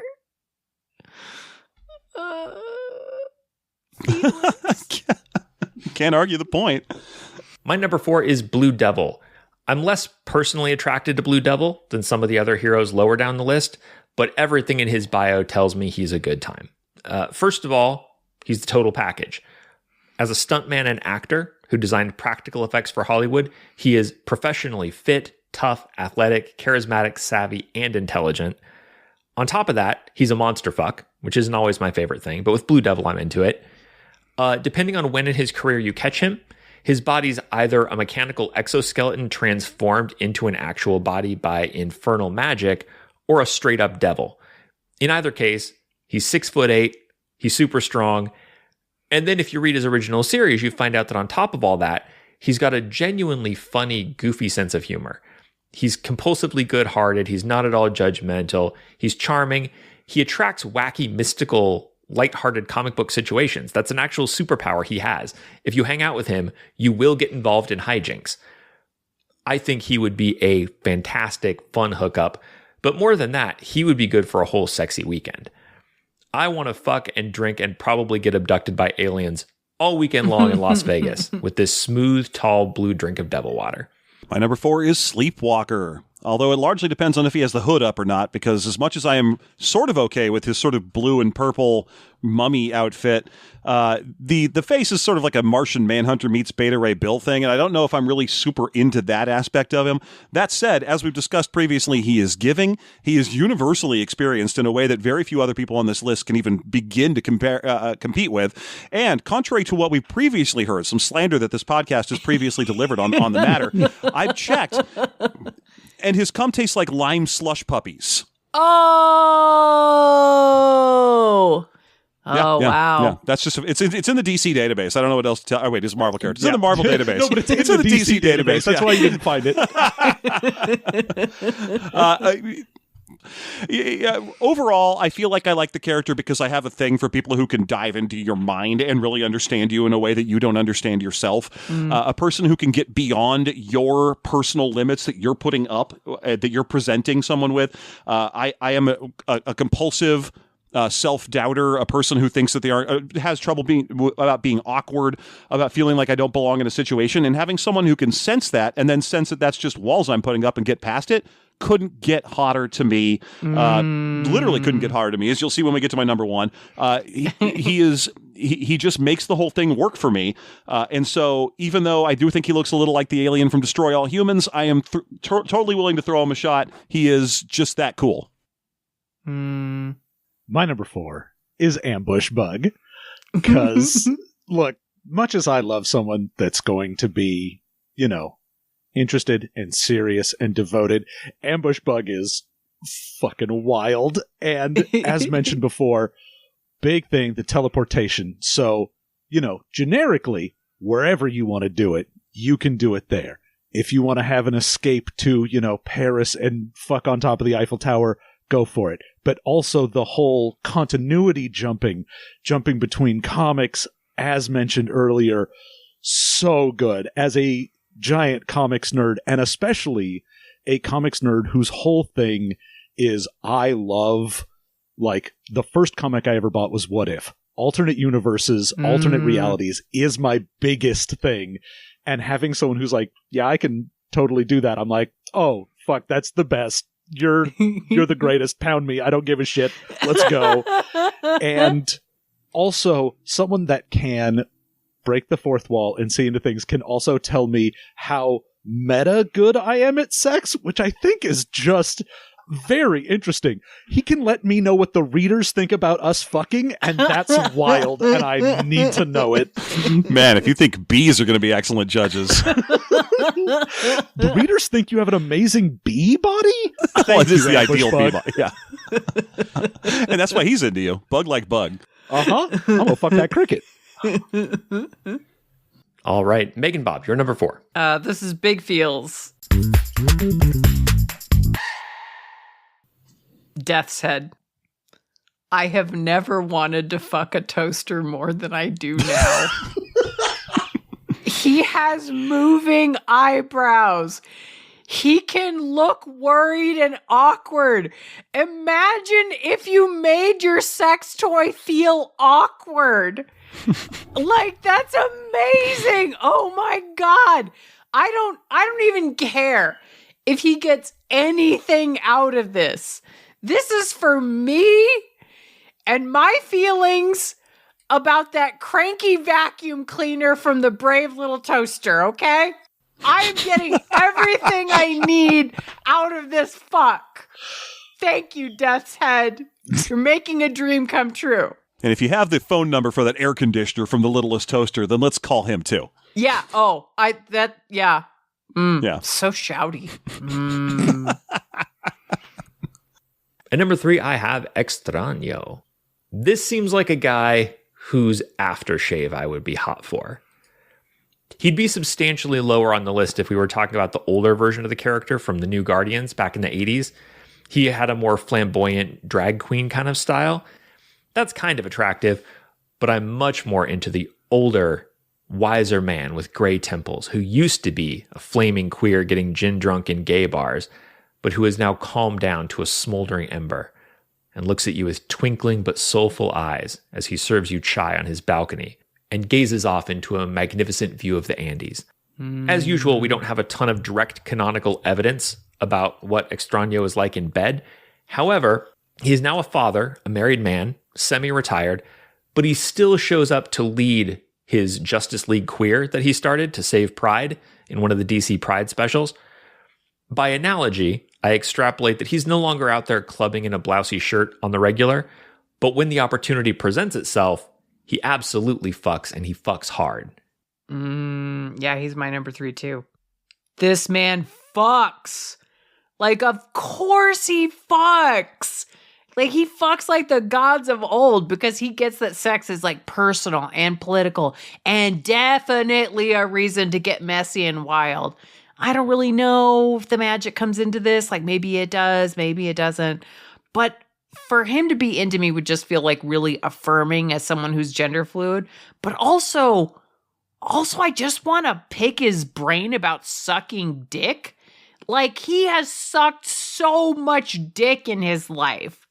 Like, maybe we can just like go to some glory holes together and then go fuck each other's brains out after we make some randos come and then order DoorDash and watch Yuri on Ice together.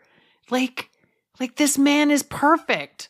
And I share Constantine's feelings about him, though. His werewolfy husband is welcome, fucking welcome to join in. I'm going to go the Blue Devil here. This is one of my big feels picks. There's no getting around it. This guy is just hot to me. Yeah. Everything about him is hot. He's pretty much my number 3 pick because you didn't put The Thing on this list, so I didn't have access to my usual attraction towards like working guys who've got gravel voices and spend their day, you know, just getting their hands dirty. Like, I know this guy technically works a technical field. Like, he's a special effects artist. He's like a Mysterio more than he is like a pipe fitter or something. But that said, he can fit my pipe anytime. Between the combination of the blue Asari kind of alien color thing, which you're going to see right away is the thing for me, all the tiefling vibes you're getting off the tail and the horns, everything about this guy, whether the suit is an exoskeleton or he is currently actively a demon as bestowed upon him as a gift or whatever by Necron, whatever his backstory is, it's all a bonus. He is gorgeous. And I dig any superhero who's got a workaday normal guy persona backing that up. So for me, that's a big part of it. I think the exosuit means he's going to have endurance like nobody else on this list. I think the fact that he owns something called the Trident of Lucifer means he's got something called the Trident of Lucifer, which I want to know what that is and does. Everything about him is just singing to me. So he's definitely a personal favorite. I think there's something to be said for the fact that he might be the most media famous person on the list, having appeared in not one, but 2 different TV shows. He was on Justice League Unlimited, and he was on that recent Swamp Thing where he was portrayed by a 90210 guy. What? Ian Ziering played this character. Whoa. Yeah, but he's not too famous for my bed. Blue Devil, number 3. Welcome to the party, pal. And you can bring any member of the Shadow Pact or whatever it's called with you. My number 3 is Nocturne. Nocturne is, absolutely love, as mentioned, the whole alternate universe thing, and having someone who has jumped around through the alternate universes obviously gives me a lot to talk about. Love that. But also, powers-wise, again, you've got that Nightcrawler level flexibility, the ability to stick, the agility, that flexibility, the tail, if you want it or don't want it, either way, both work. You want the tail on or off? Too bad. Has a lot of a playful nature to her, I think. She is very, fun. I think she would be, willing to laugh in bed, which I think is a huge thing. It's why Ambush Bug was at 4. Someone that can have a sense of humor while you're fucking, I think is great. And, a little bit of that limited telepathy, so you can get that kind of if you're in your own head, she can kind of tell, bring you out of it. There's, I think, just so much going for her. And the fact that she also has known the, a lot of tragedy, a lot of awful things that have happened, but has still come out of it with that sort of good-natured, and not let it, make her be all dour and fucked up. I'm like, that's great. You've got resiliency. You probably go to therapy. It's hot. I love it. My number 2 is Red Tornado. Yeah. Oh, now you show up for fucking Red Tornado. This one's predictable if you've comprehensively followed my work. Next Wrestling fan listeners will know that I'm an admirer of Aja Kong and women built like Aja Kong. Those who've listened to my MDC series on Heroes Unlimited or my guest spot on Whelmed, the Young Justice podcast, will know that I'm a fan of Golden Age superheroes. And those who've bought the Nick at Night set on Megan Bob's OnlyFans will have seen vivid evidence of how I feel about a retro housewife look. Love it. So yeah, give me a 1940s housewife who's built like Aja Kong and operates as a Golden Age superhero on the side. I need no convincing. Ma'am, please hike up your undergarments and crush me with your thighs. But on top of all that, Red Tornado is a fucking fighter and a hero. I admire her. And until you fuck someone you admire, you can't understand what a difference that makes. The only thing that holds Red Tornado back from number 1 on my list is that she is intimidating and aggressive. Far from not having the energy to fuck me, I think, I don't know if I can handle her. If you read her comics, she's not just beating up criminals. She's beating up everyone in town who is a problem for her and her children. She is indefatigable. And I don't know if I could handle her. Even given the presumption that I'm into her and she's into me, assuming that I'll survive sex with the Abigail Hunkle seems like hubris. Jeff, you're number 2, please. Oh, I'm going to have to go with Extraño here. This guy has an amazing look as of 2021. He's like a sexy Peruvian Doctor Strange. Are you kidding me? John and I were literally just about a month ago having a conversation about how there aren't enough DC wizards. And yet, neither of us knew about this guy. And here he comes, just perfect, formed out of the ether with that most incredible or most interesting man in the world beard. Yeah. Granted, everything about his 80s New Warriors backstory is crap. Not just the flaming aspects of it or the drag queeny stuff, but the fact that he was literally killed by being inflicted with super AIDS by an HIV-powered monster called the Hemo Goblin. What the fuck, the 80s in DC? Get out of here with this. But then they drag him back up from the ashes, give him a hot, lycanthropic Australian husband, which means you've got this combination of Peruvian and Australian, which means the cuisine is ridiculous. It's half good and half prison food. And that's amazing. I would love to be part of this dynamic. I would love to be in a triad with this guy. And I don't think anyone said his husband's name yet. We've mentioned he's werewolfy, but he's the fucking Tasmanian devil. What? Yeah. Oh, wow. Yeah, his husband is the Tasmanian, like the DC hero, the Tasmanian devil. No, it's the Looney Tunes character, the Tasmanian devil. And look, I'm not throwing his husband aside on this one. It's a triad for me because if he's married to the Tasmanian devil, I think you may recall a particular predilection I may have expressed previously for spinning. I mean, here's the thing. Plus, he's a wizard. Extraño is also my number 2. There it is. We finally linked it up. Look, going into this, I was like, if Extraño isn't in everyone's top 3, someone needs to go. They have fucked up. Because this big DILF energy motherfucker is so hot. Like, not only just the look of him, obviously that great look, but the care for other people, the care for self, the knowing oneself, again, getting to that older age and being like, I've gone through my clubbing phase. I've gone through all the self-exploration. I found out who I am. I know what I'm about. And the type of person that, like, if you were fucking and you didn't do something particularly right, he'd be like, hold on, let me show you something. Aww. And I'm like, oh, big teacher energy. And he's a wizard. So honestly, someone who's like, I've got all that going for me and magic. I'm like, oh, come on. How can you not put this person in your top 3? I got to say, of the 21 people on this list, he's the only one where I spent time fan casting. Oh. With the rest of them, I was like, I'm just looking at the pictures online. I'm fine. But with this one, I was like, that's got to be Gael Garcia Bernal. No shit. Yeah. So the moment I read it, I was like, oh, I picked who this guy is. I know everything about him. I know what this motherfucker smells like. I am into Extraño. Oh, yeah. Extraño can get it. Mm-hmm. Oh, I got to write a question down for later. What does Extraño smell like? Maybe. Weirdly, he smells like what Ambush Bug says when he comes. Yeah. Which is, weirdly, lime Caesar's slush puppies. Shit. Well, we almost got there. Let's try 2 more. All right. My number 2 is Radiant Red.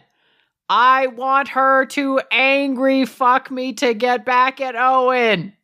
I mean, I know she loves him for whatever fucking reason, but I want her to pull my hair and to shove my face to the side so she doesn't have to look at me or think about what she's doing. Is that fucked up? I mean, yeah, but only like marginally more fucked up than the things that happen in the comic. It's so fucking compelling, people. She's like a tiny bomb. Like, I don't even read comics. I mean, I did today, but I don't read comics. And I was compelled by the fury of this tiny, angry woman who could destroy me. Ugh, so powerful. My number 1, an unpopular choice tonight, is empowered. I refuse to make apologies. I refuse to make apologies for what nature has ordained. You know, sometimes a girl walks in with an itty-bitty waist and a round thing in your face, and you get A, sprung, B, captivated by her aching vulnerability. It really is that vulnerability that puts empowered over the top, because Red Tornado is a very hard number 2 to beat for me. And it's a totally different energy, but empowered has like the big doe eyes. She's a little shy, but not too shy to fuck. And we know that because she fucks right on panel, unlike most of the characters on this list. She does have a kind of insecurity, but I don't think it's the kind of locked down, unavailable insecurity that can make it hard to connect with someone. I think this is like overexposed, oversensitive, painfully available insecurity. And that can be really fun to interact with sexually in a caring way. You read her story and you think, yeah, I'd be insecure too if I were out there in a skin-tight outfit in constant danger of both death and public nudity. being browbeaten by the other super homies. That her super team is called the Super Homies. It started as a fetish comic, and that's fine. They're super homies. But no, cute and soft and needy is, and it sounds a little here like I'm talking about a kitten, but it's hot. Believe me, it's hot. I can't put it any better than her boyfriend did. His name is Thug Boy. Again, fetish comic. When he said that after knowing her for a few minutes, he wanted to hug and comfort her and also tap that ass like it's never been tapped before. That is a very specific cocktail of sexual attraction, and that is a cocktail I would enjoy. Jeff, your number one, please. Gotta go with Nocturne. Oh, wow. Nocturne. Yeah, I know she was. I'd heard her fall fairly low early on, but that's okay by me. One of my earliest positive memories associated with my best buddy John here is him introducing me to the Exiles comics run. Oh.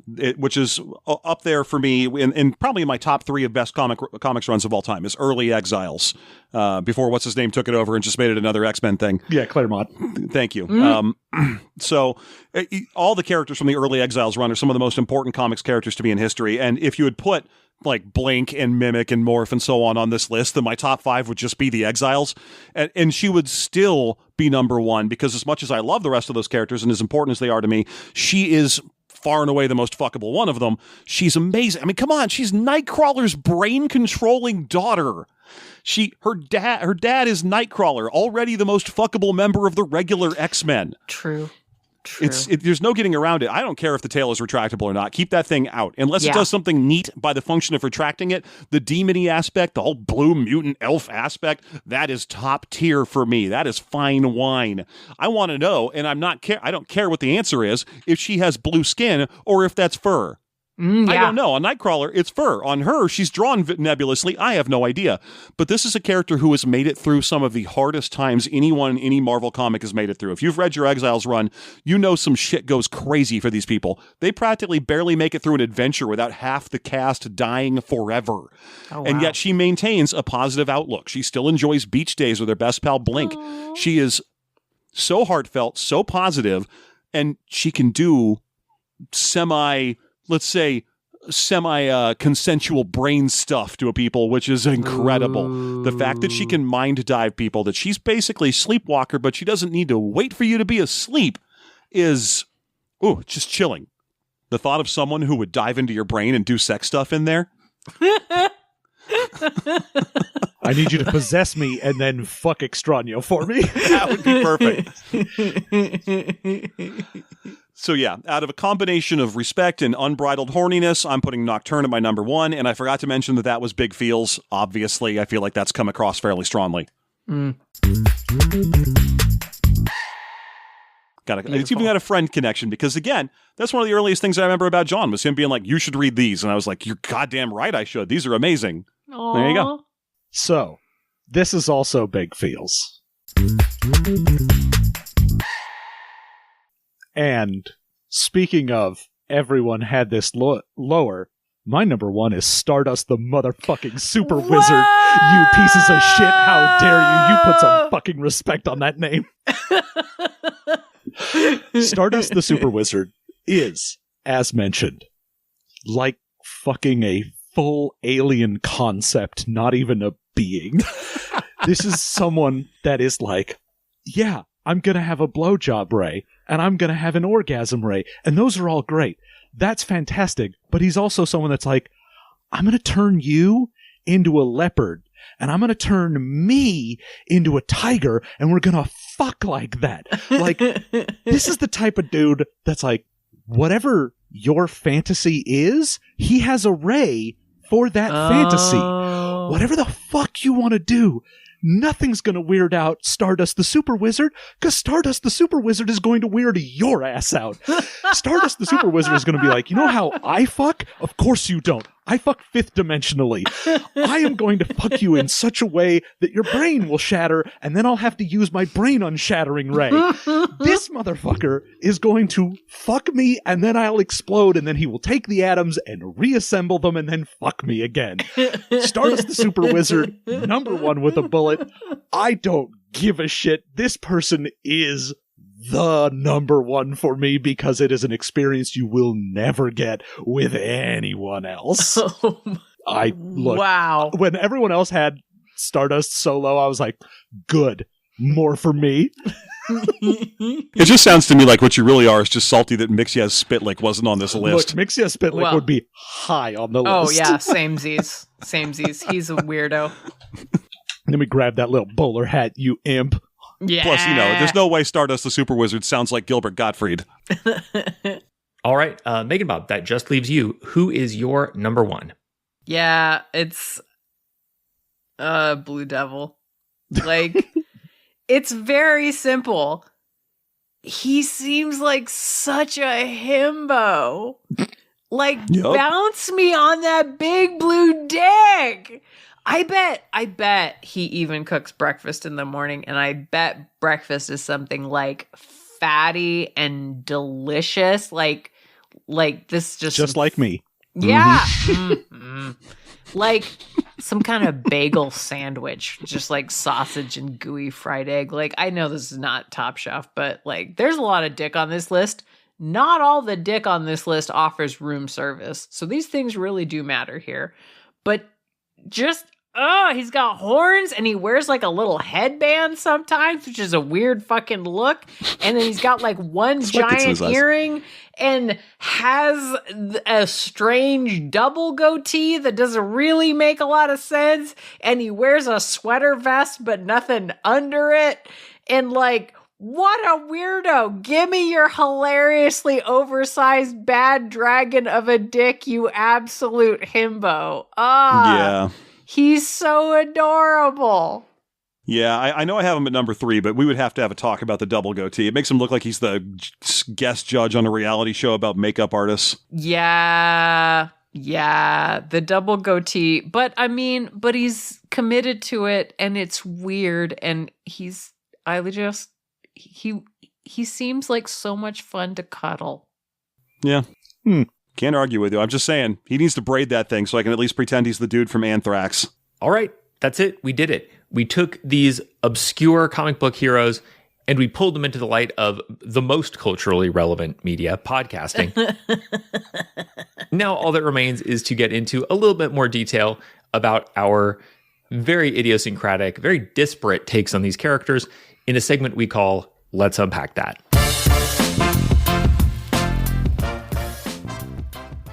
The rest of you are comics readers, I understand. So which of these characters is your favorite going into this? And then which of these characters were you like, okay, I'm going to have to read their shit, or like, I'm interested now? I mean, definitely Koi Boy was probably my number one character going into this, which is why it hurt putting him so low. Absolutely. Yeah.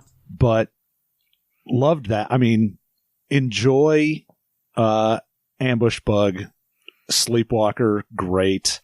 I don't have the hate on for the Legion that Jeff does, so I did. They're just lame. There's just too many lads and lasses there for me. I mean, and I recommended Justice to be on this list and put him at my number 21, and I hadn't thought about it when I was like, yeah, we should do that, just because I wanted someone from New Universe, because it was such a weird thing for Marvel to do.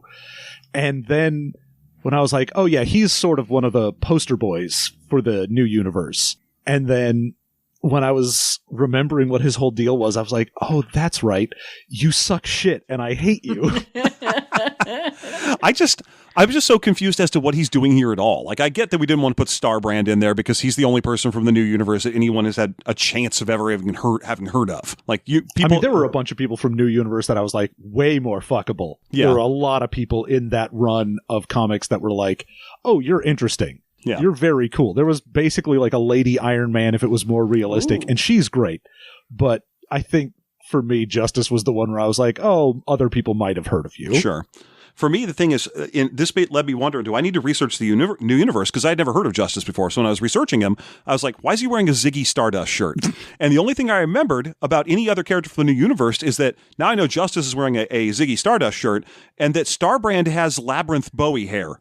Mm-hmm. Oh, so what's wow. going on? What's up with the Bowies? Is it all Bowies? Is it a whole universe of Bowies? And if so, how did it fail? Yeah. For me, Ambush Bug is a big childhood favorite. I think the original miniseries, Ambush Bug and Son of Ambush Bug, they are a little bit dated, but even so, I think especially in their historical context and even now, some of the funniest comic books. And sometimes the humor is a little bit schlocky for sure, but then other times it's very sharp. There are other great Ambush Bug appearances too. His appearance with the Legion of Substitute Heroes, that's a really good one. But yeah, I'm a big Ambush Bug fan. Also, Empowered. Hadn't read Empowered in a while. And so preparing for this and kind of trying to because it did start as like a shallow fetish comic and then it evolved. So like rereading and trying to find the character that I remembered for this reminded me of how much I love Empowered. That's a great series. On the other side of that, characters I didn't have familiarity with going in, Flaming Carrot I had heard of, but never really read any of his stuff. And I loved it. I read the issue that introduces the Mystery Men with like Hitler's boots rampaging around town.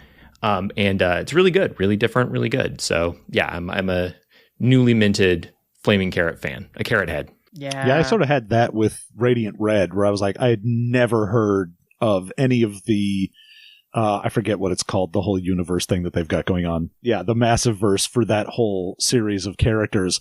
And I was like, oh, this is interesting. For me, I was a big Fletcher Hanks, the work of Fletcher Hanks booster, which is why I knew who Phantoma was and all that. So Stardust is kind of a personal interest of mine. But again, it's a personal interest because it's bizarre outsider art. It's a weird dude who abandoned his family to write Randian superheroes that just punish people, not because I wanted to rate him on his scale of dicking down. So that's why when I brought him to the table, I was like, can we please have Stardust in this list? I had not thought about it at the time, but it was pretty quick that I was like, yeah, he's going to be at number 21. He's an unfeeling, uncaring god. Number one, baby. I get it, man. But to me, it's like if you were to translate it into another Marvel universe or DC universe, it'd be like trying to fuck the Source Wall.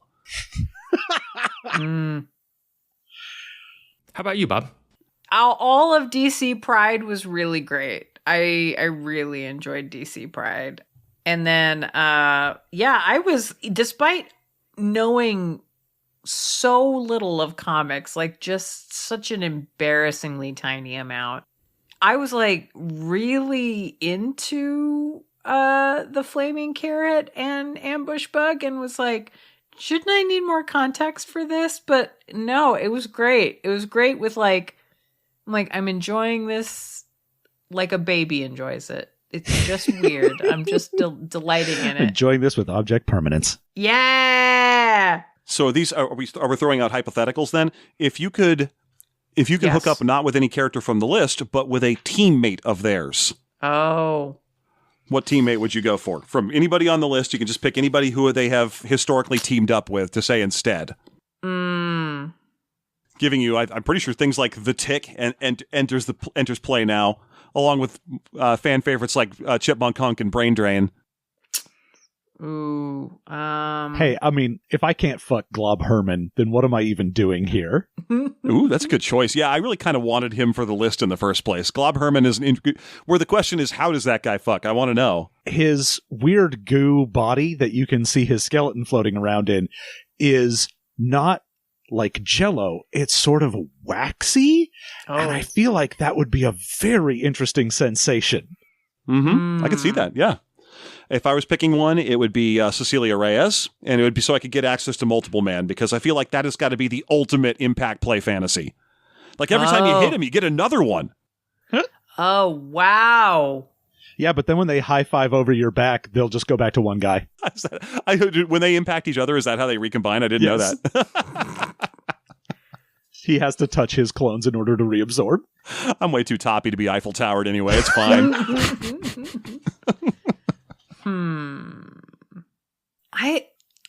See, the problem is I'm such a villain fucker that I'm like, fuck their villain. That's fine. I know. Ooh, that's true. Starscream. Yeah, done. Starscream. See? Or the Master. Yeah, both open. Yeah. Yeah, that guy really opens up the game. Yeah, he does. What's a good name for a bee? Because we know it's not Michael. Or is it Berkeley? Michael? Busby Berkeley. Oh, wow. That's pretty good, yeah. Wow. Oh, my God. And I'll see myself out. Yeah, it's hard not to just want to do bee puns, right? Right? Yeah. That's why I was like Berkeley, because then they're like, oh, Berkeley, that's a good name. And then when they find out Busby Berkeley, you're like, you son of a bitch. You get over here and you fuck me right now. At least that's something. Like if he told you the bee's name was Barry B. Benson, then we're done. we're done. Get out of this house. Do you like jazz music? My brother was killed by Italian Vogue. No, Ocean with you. I see.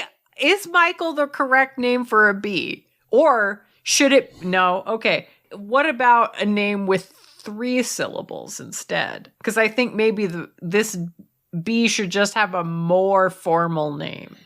It should be Michaela. That's true. Yeah. Michaela? I mean, first of all, most bees you see are females. So what are we doing naming the bee Michael anyway? I mean, yeah. What a sexist I mean, if you've got a male drone, you could be like, are we following cat rules for bees? You know what? So is this like, it's Lieutenant Pajamas? Is this bee? I'll give him huge credit if he's able to train a drone. Yeah, this is my bee, Mrs. Good Cookie. Mrs. Good Cookie. It's cat rules. Because Michael you're naming bees under dog rules. Yes, that's true. Dogs should have a 2-syllable human name. Yeah. That's and if true. you have a name there that's 1 syllable, you're allowed to add an additional syllable. Like a Toddwort is an okay name for a dog, but Todd is not okay. Yeah. Whereas you're like, this is my cat, Atomic War. And you're like, great, cool. It's fine. You name your cat Pickle Taco, no one cares. It's fine. That's a great name for a cat. That's true, because you're never at the risk of having to yell it. Like, I mean, you will have to yell it in the confines of your own house, but you're never going to have to say it outside. Exactly. No one That's the best else thing about ever cats. needs to know. Yeah, true. Dogs got to have 3 names. You always have short name for your dog. Everyone's always got a dog name where, my dog's name is Big Stupid Johnson, but I just call him Big. It's a thing. Cats, you always got, you say the whole thing. Anyway, I'm sure that was exactly what the question was, right? It was, how do you name a cat?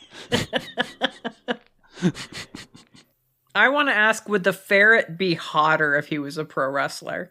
No, in the same way that if you find out any pro wrestlers' politics, they instantly get 10 times less hot. Oh, I feel true. like, yeah. Like you just, as much as you like to view The Undertaker as a folk hero, the last thing you want to do is look up his voting record. Like, oh, that's God. Just, oh, yeah. It'd be like Roman Reigns with a fucking Make America Great Again hat. And I'm like, no, I'm good. yeah. Oh, no. Yeah, I think that's probably the right answer. But also, I think the question is whether the character or the performer is the ferret as we know him. Because if the character, like the in-ring character, is the ferret, then maybe the performer, maybe the wrestler has more self-awareness than the character does. On the other hand, if the performer is the ferret, I think that performer is Chris Jericho. So the answer would be no. Correct. Yeah, that's good. Would the ferret be hotter if he was just wearing like tan slacks and a nice sweater? Like all the time. Yeah, Yeah, definitely. Gave up all that green and yellow crap. What if the ferret was working at H&M? Bro, I got so drunk last night.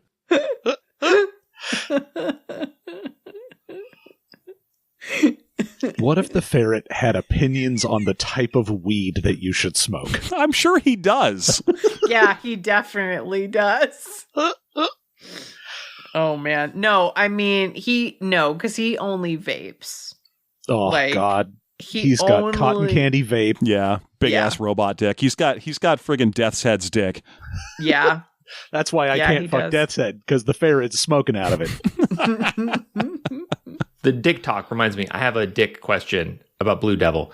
Okay. Let's assume we're talking about the exoskeleton version, where this is like the exoskeleton that Hollywood stuntman Dan Cassidy designed, and then it was grafted to him magically.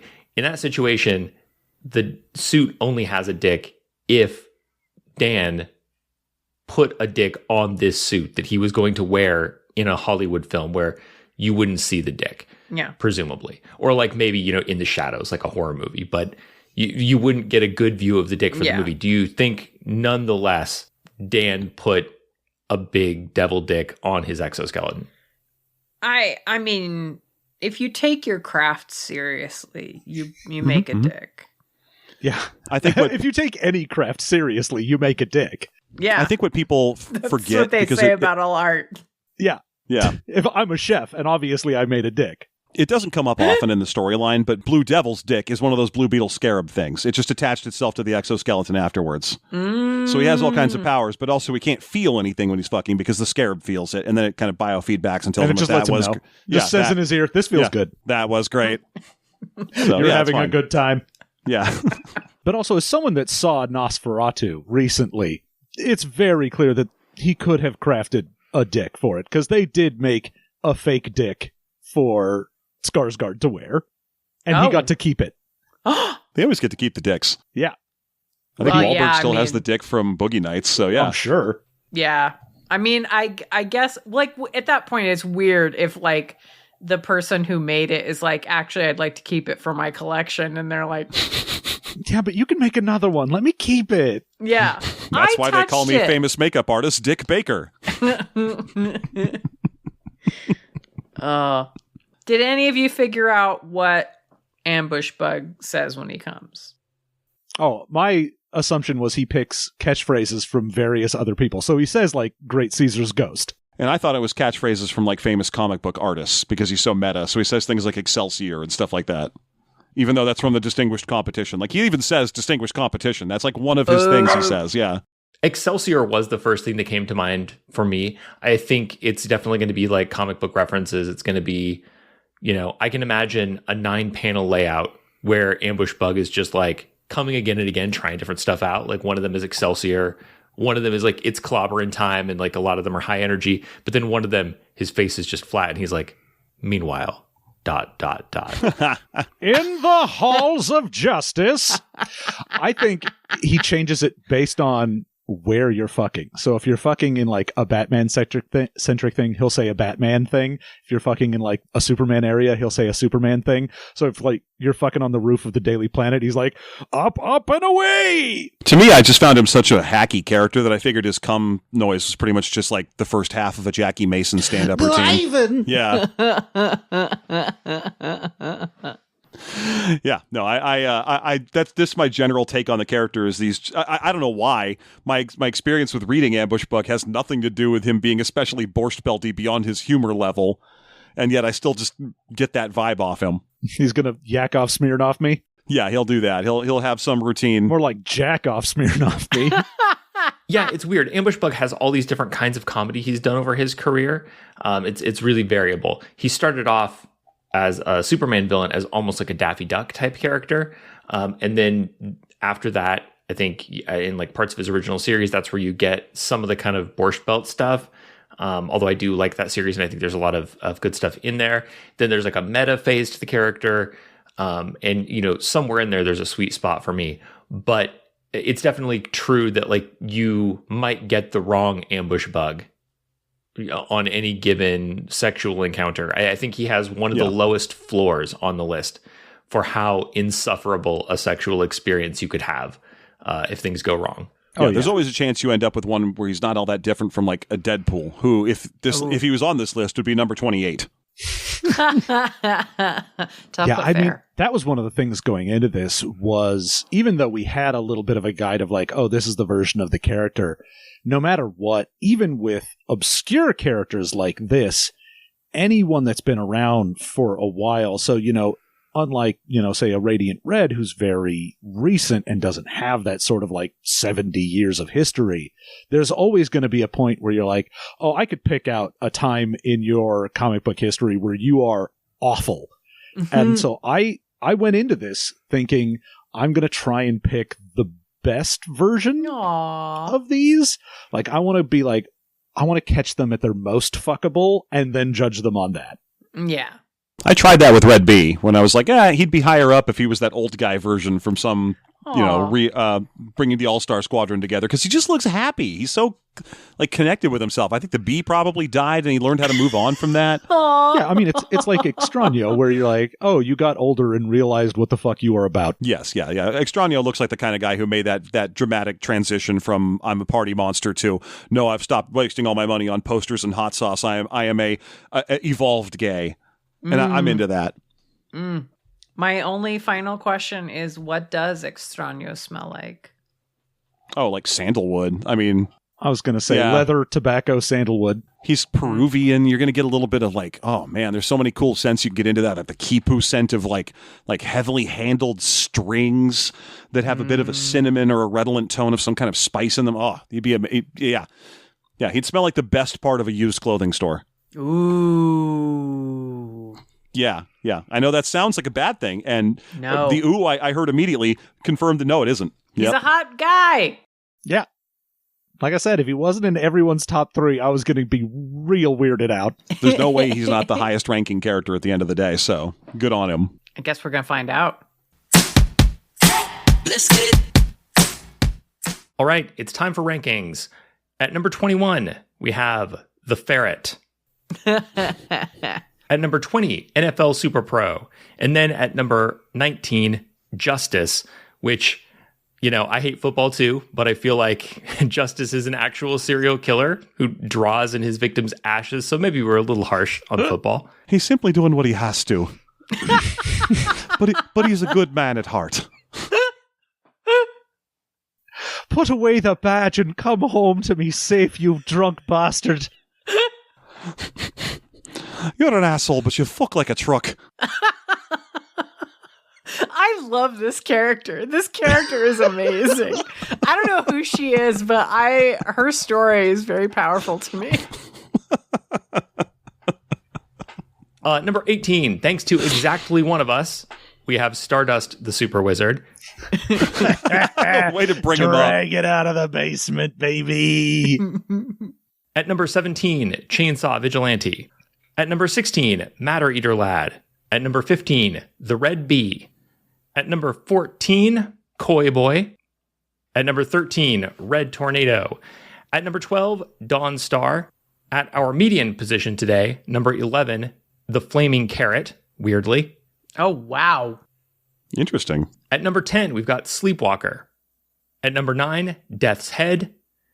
At number 8, Cecilia Reyes. At number 7, Empowered. At number 6, Radiant Red. Tied for number 5, we have Octobriana and Nocturne. And I got to tell you, we sometimes think of these tied characters as a couple. I have no idea how that goes. It's a weird couple. Wild. Oh, Short-lived. no. Yeah. Tempestuous. Yeah. At number 3, we have Ambush Bug, a surprisingly strong showing for Ambush Bug. Yeah. At number 2, we have Blue Devil. And at number 1, our most fuckable comic book weirdo, how could it be otherwise, Extraño. Ugh. I mean, Ambush Book, I don't think fell below anyone's number 10, right? I think I had them at the lowest. Yeah, even that conversation we just had about Ambush Bug didn't seem super positive, like maybe upper half, but top 3, that's very strong. You know, it's the thing. He's got a goofy energy, and that's always something that a lot of people just need a sense of humor injected into their lives. That's all they need. All that remains for rankings is to rank the world, and we can't really do that this time. There's no world to rank. All of these are disparate characters who come from different fictional universes, but I guess, what do we think about obscure comic book characters as a whole on the basis of the tiny slice that we've looked at on this list? I mean, I think it's pretty high, honestly. When I was doing my rankings, I first started with all of the characters and then gave each of them a ranking 1 to 10 on fuckability. Oh. And then I took those rankings and turned that into the list. So anyone that tied, I then had to go, all right, well, among the tied ones, where would they then go within that ranking and break it down a little further? And most of the characters in here, like I was saying during the episode, where I was like, oh, I've got like Dawnstar down at like 13, but even then, I think Dawnstar was still a 6. So the the 5 and unders are so few in here. I think for me, I was very positive on most of the entries in this. Oh, that's interesting. So you have a quantitative starting point. Like you ranked all the characters from 1 to 10. So if you average them, then what does that give you for a mean score for this list? Well, now I would have to take numbers and do math.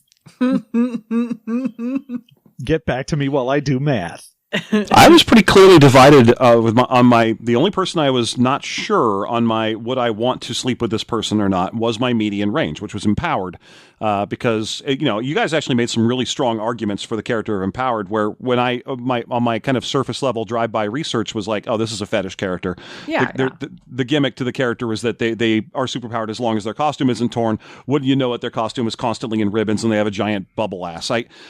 And as much as I appreciate a giant bubble ass, don't get me wrong, I don't usually like to truck with other people's obvious on the surface of them fetishes. And so I was kind of on the fence with them. So, but then my 10 and up would have sex with. My 12 and below would have sex with if a genie forced me to as a result of someone else's misspoken wish. And so for me, it's pretty much middle of the road. I'd say it's a 5.5, 6 or so. My math comes out to rounding up out of 10, a 7. Oh, I'm going to say a 6.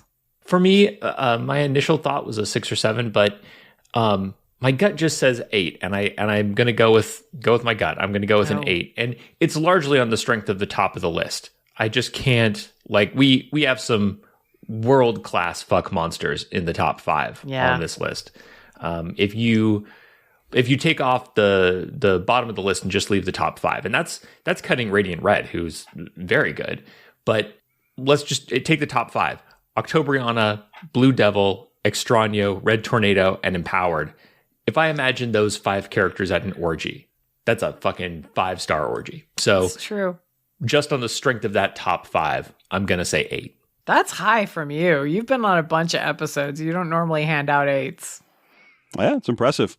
I just can't bring myself to lop off the bottom of the list. I keep scrolling down there, and there's an NFL Super Pro and Stardust the Super Wizard standing around in the back part of the orgy, just staring uncomfortably and shuffling their feet around. I mean, I'm looking at mine, and I'm like, I had only one person rated as a 1, one person as a 2, a couple people at 3, but like even my number 12 was a 7. Oh, so wow. like my numbers were high for most of them. Yeah, some lists are just like, you just don't have a lot of hard nose. So with all those scores together, that gives us an average of 6.5 for a final score for obscure comic book heroes, which is respectable. Like that's middle of the pack. But for a ragtag band of heroes assembled from across the various comic book universes, that's pretty good. Comic book characters are hot. Yeah.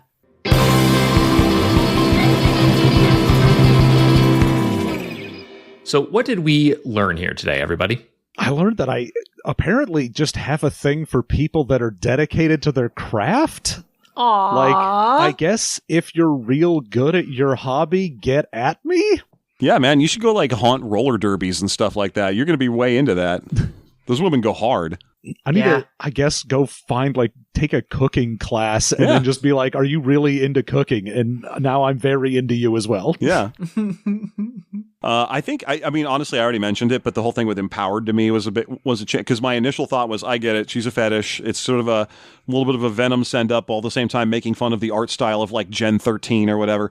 I'm up to speed. I don't really need this, but you guys making the strong points that this is a character who actually has a strong, like a personality, that they're trying really hard.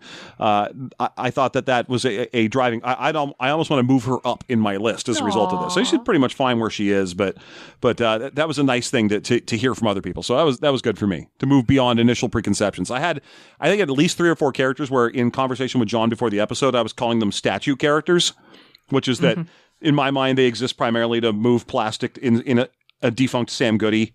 I'm going to buy a maquette of this character because her tits are huge, that kind of thing. Yeah. And initially I was like, she's one of those, but now I'm kind of like, nah, she, number one, postdates that era. And number 2, does have more going on than like your average Vampirella. For me, the main thing I learned, I guess, is just a lot of different ways to look at these characters. There were a lot of interesting takes that I wouldn't have thought of in this episode. Blue Devil, for example, I think I agreed with everyone else that Blue Devil is very fuckable, but I was interested in hearing various takes on the character. Mm-hmm. Likewise, Koi Boy, I think we all were in the same place with like Koi Boy is great. We love Koi Boy, but that then translated to very different places on a scale of fuckability. So it was interesting to hear how different people approached Koi Boy and his sexuality. And also Megan Bob, fucking Chainsaw Vigilante in character, fucking him in the mask. That's a game changer for rating that character. So overall, yeah, just like these characters, for whatever reason, provided an unusually high number of interesting takes that I would not have ever thought of myself.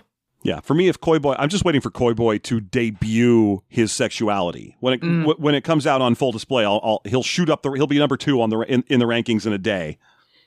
The moment he's like, "This is who and why I fuck," I'll be like, "Oh, okay, now I'm ready to be on board with this." Yeah. Let's see. I think, you know what? This is an embarrassingly unhot take. This is an ice cold take. Comics are pretty good. Interesting. I find them really hard to read because I have a lot of trouble tracking, but they're pretty good, guys. They're pretty good. Turns out, yeah, they might be onto something here. I was like, I gotta say, the way Octobriana was laid out was the easiest for me to read. Like, even though it's not like it's not how anybody would do comics, really. I was like, oh, this is so it's so tidy. I love the picture caption. I was like, yeah, this. But yeah, I was really getting into Radiant Red and all this. So yeah, you know what? I might have to read some comics now. Also learned that I am seriously into Jeff's Irish housewife character. She's great. I mean, that's just truth coming out of me right there is what that is. That Maeve? The only way I was going to be willing to fuck a cop of any kind is if I put on a whole mask. No, I mean, she's beautiful and I really care about her. That's fantastic. All right. Thank you so much for joining us for this episode, and tell us all about your podcasts. There are so many podcasts. We do too many podcasts. Oh, well. You want to take like half of them? Go ahead. Yeah, sure. So we do System Mastery is the big one where we go through the tabletop role-playing games of history. We have been doing it for over 11 years now. God we have damn. read too many goddamn games, and most of them are bad. Yeah. Because most of them that we've read came out in the 80s and the 90s. And a lot of them wanted to be D&D and are worse than D&D. And if you know our opinions on D&D, you know that is saying something. Very true. We also have Movie Mastery, which grew out of us doing a review of the Dungeons & Dragons movie, the 2000 one, the Jeremy Irons one. And people liked us doing that as a System Mastery episode and asked us to make movies, and we do that too. Our gimmick for Movie Mastery is we have a big list of user submissions, and we randomly roll to determine what movie we're going to watch. We don't have any say in the matter. We just watch what you tell us to. Wow. And then we have Expounded Universe, which was literally a request from my little brother who said, I don't like role-playing games and movies. Could you please discuss the only thing in the world I give a shit about, Star Wars novels? And I said, sure. That's and then amazing. Occasionally I get to take the reins of Expounded Universe and make us do an Expanded Universe novel from something that isn't Star Wars. Yes, and I appreciate that because it's great to get away from Vuffy Raws and what have you every now and then. Oh yeah, getting the X-Men meet Next Gen Star Trek is awful. It's a terrible book, but I absolutely love it. But those are the big three. There's a bunch more on our... And you can find us at systemmasterypodcast.com, but we're also System Mastery on all the socials. We're very easy to find. And we have so many bonus shows on Patreon at patreon.com/systemmastery. Yeah, as long as we keep pushing forever. Also, we are the authors of like 15 books. That's yeah, true. you are. We have the Dungeon Meister series of books. We've got too many books. Too many books. Too many books. Yeah, so we're busy guys. If you ever want to buy a book that's basically a bunch of Dungeons and Dragons jokes, but also it has recipes or cocktail guides or something in it, the Dungeon Meister series is widely available on Amazon or wherever fine books are sold, except for Southern California game stores. God damn it, we are working on it. Okay. Thank you. Yeah. Thank you so much. I mean, do you want to... Relationship Mastery might be in the wheelhouse of this show. Yeah, as that's well. That show sucks. I'm I mean, not on it. Yeah, We're going to get back. It's a show that I do with a friend of the show, Claire, and we are working on getting another episode together. But Claire has entered into a headspace which I would describe as all protest all the time. Yeah. And so I am respecting that and assume that she doesn't want to talk about her usual fanfic carnalities. But when she gets back and around to that, then we will. When she needs a break, we will make more relationship mastery. That's a show where her and I get together and just discuss whatever dumb sex stuff we want. It gets extremely filthy. Yeah. And it is only on our Patreon. No, it has its own feed now. Yeah. Yeah. Hell yeah. And I've been on it twice. Mm-hmm. And you're great on it because you're quiet. You're just going to go, I'm not doing this. Because last time when I was on it, there was another guest. I'm like, I'm not going to say a bunch of shit. We have a different guest here. You're like, look, this person is a guest in our home. We have to be nice. I'm like, look, we need to make them welcome. And if I start talking, they will not feel welcome. All right, baby, what about you? My big plug is Megadumbcast. It is my role-playing game podcast. It's on hiatus right now, but it is soon to return. I take breaks in between seasons. I've done 6 seasons so far. I'm about to start season 7. While the show is running, it's a daily podcast.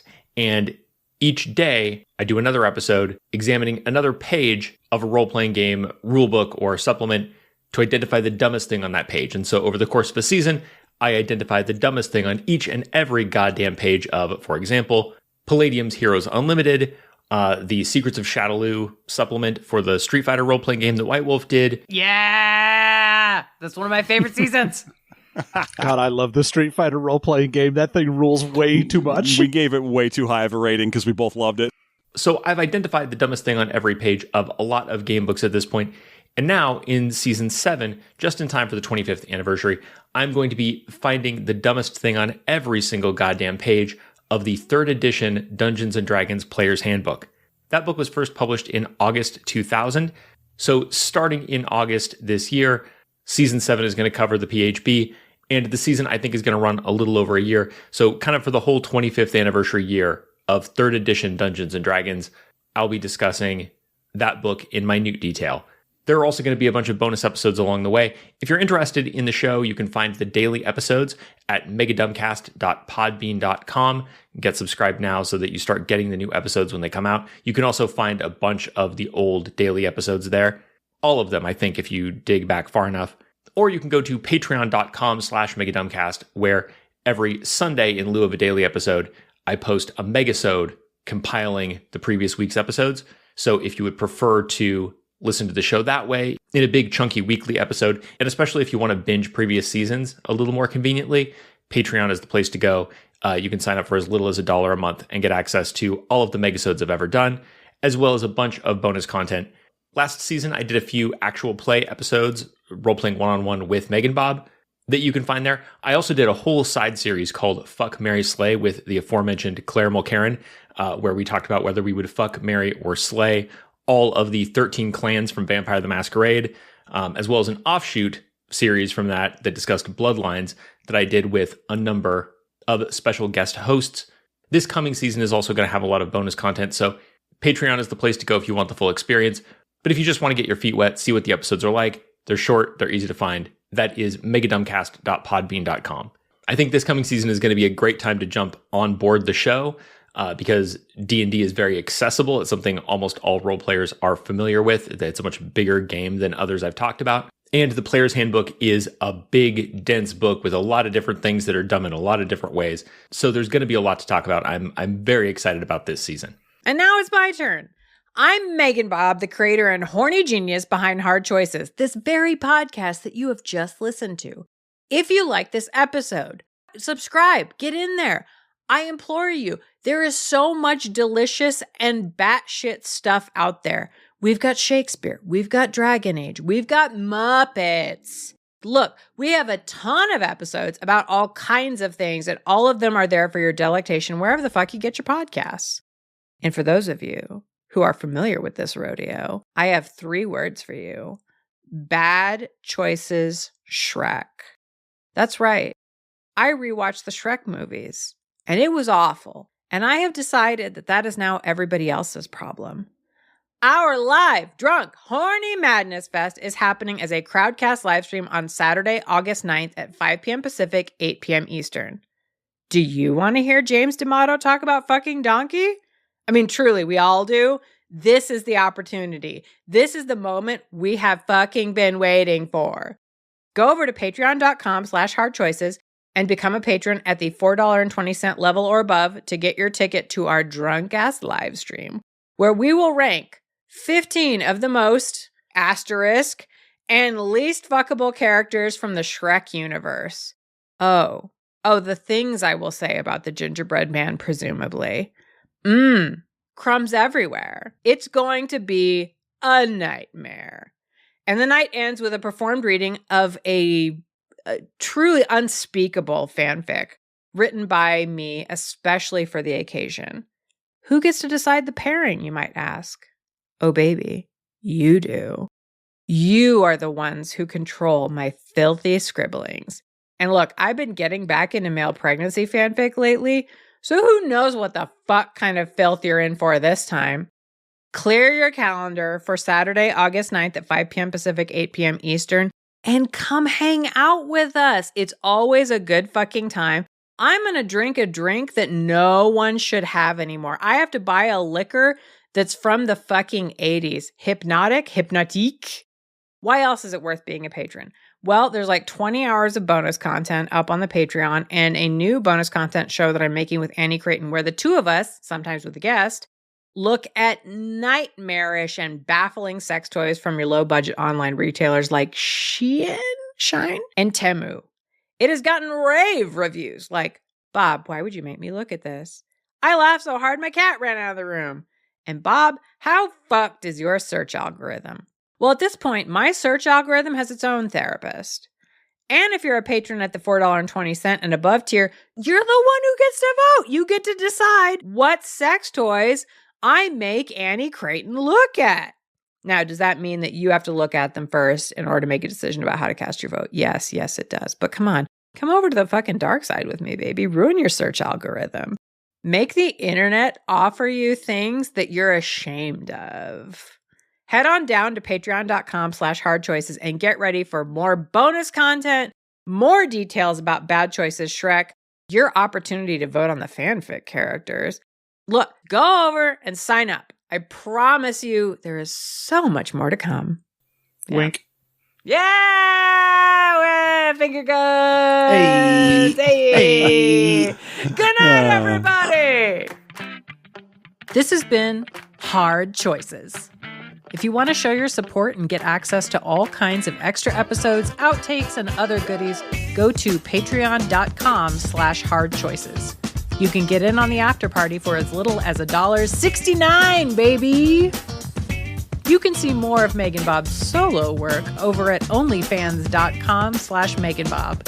It's free to subscribe, and there's some choice stuff to savor if you're ready to drop a few bucks on bespoke sexiness. If you had a good time listening, please leave a 5-star review wherever you get your podcasts. Heck, drop a recommendation to us on social media. Tell a friend about the show. Tell your favorite subreddit. Anything you do to spread the word means a ton and helps Hard Choices become more powerfully thirsty than ever before. This episode was produced by Chris Newton. Go listen to his podcast, Mega Dumbcast, and laugh your fucking ass off at the weirdness of role-playing games. You can listen to his work at megadumbcast.podbean.com or support his work at patreon.com/megadumbcast. The music used in this production is licensed through Uppbeat. You can find details in our show notes and hear lots of great tunes at uppbeat.io, spelled UPPBEAT.io.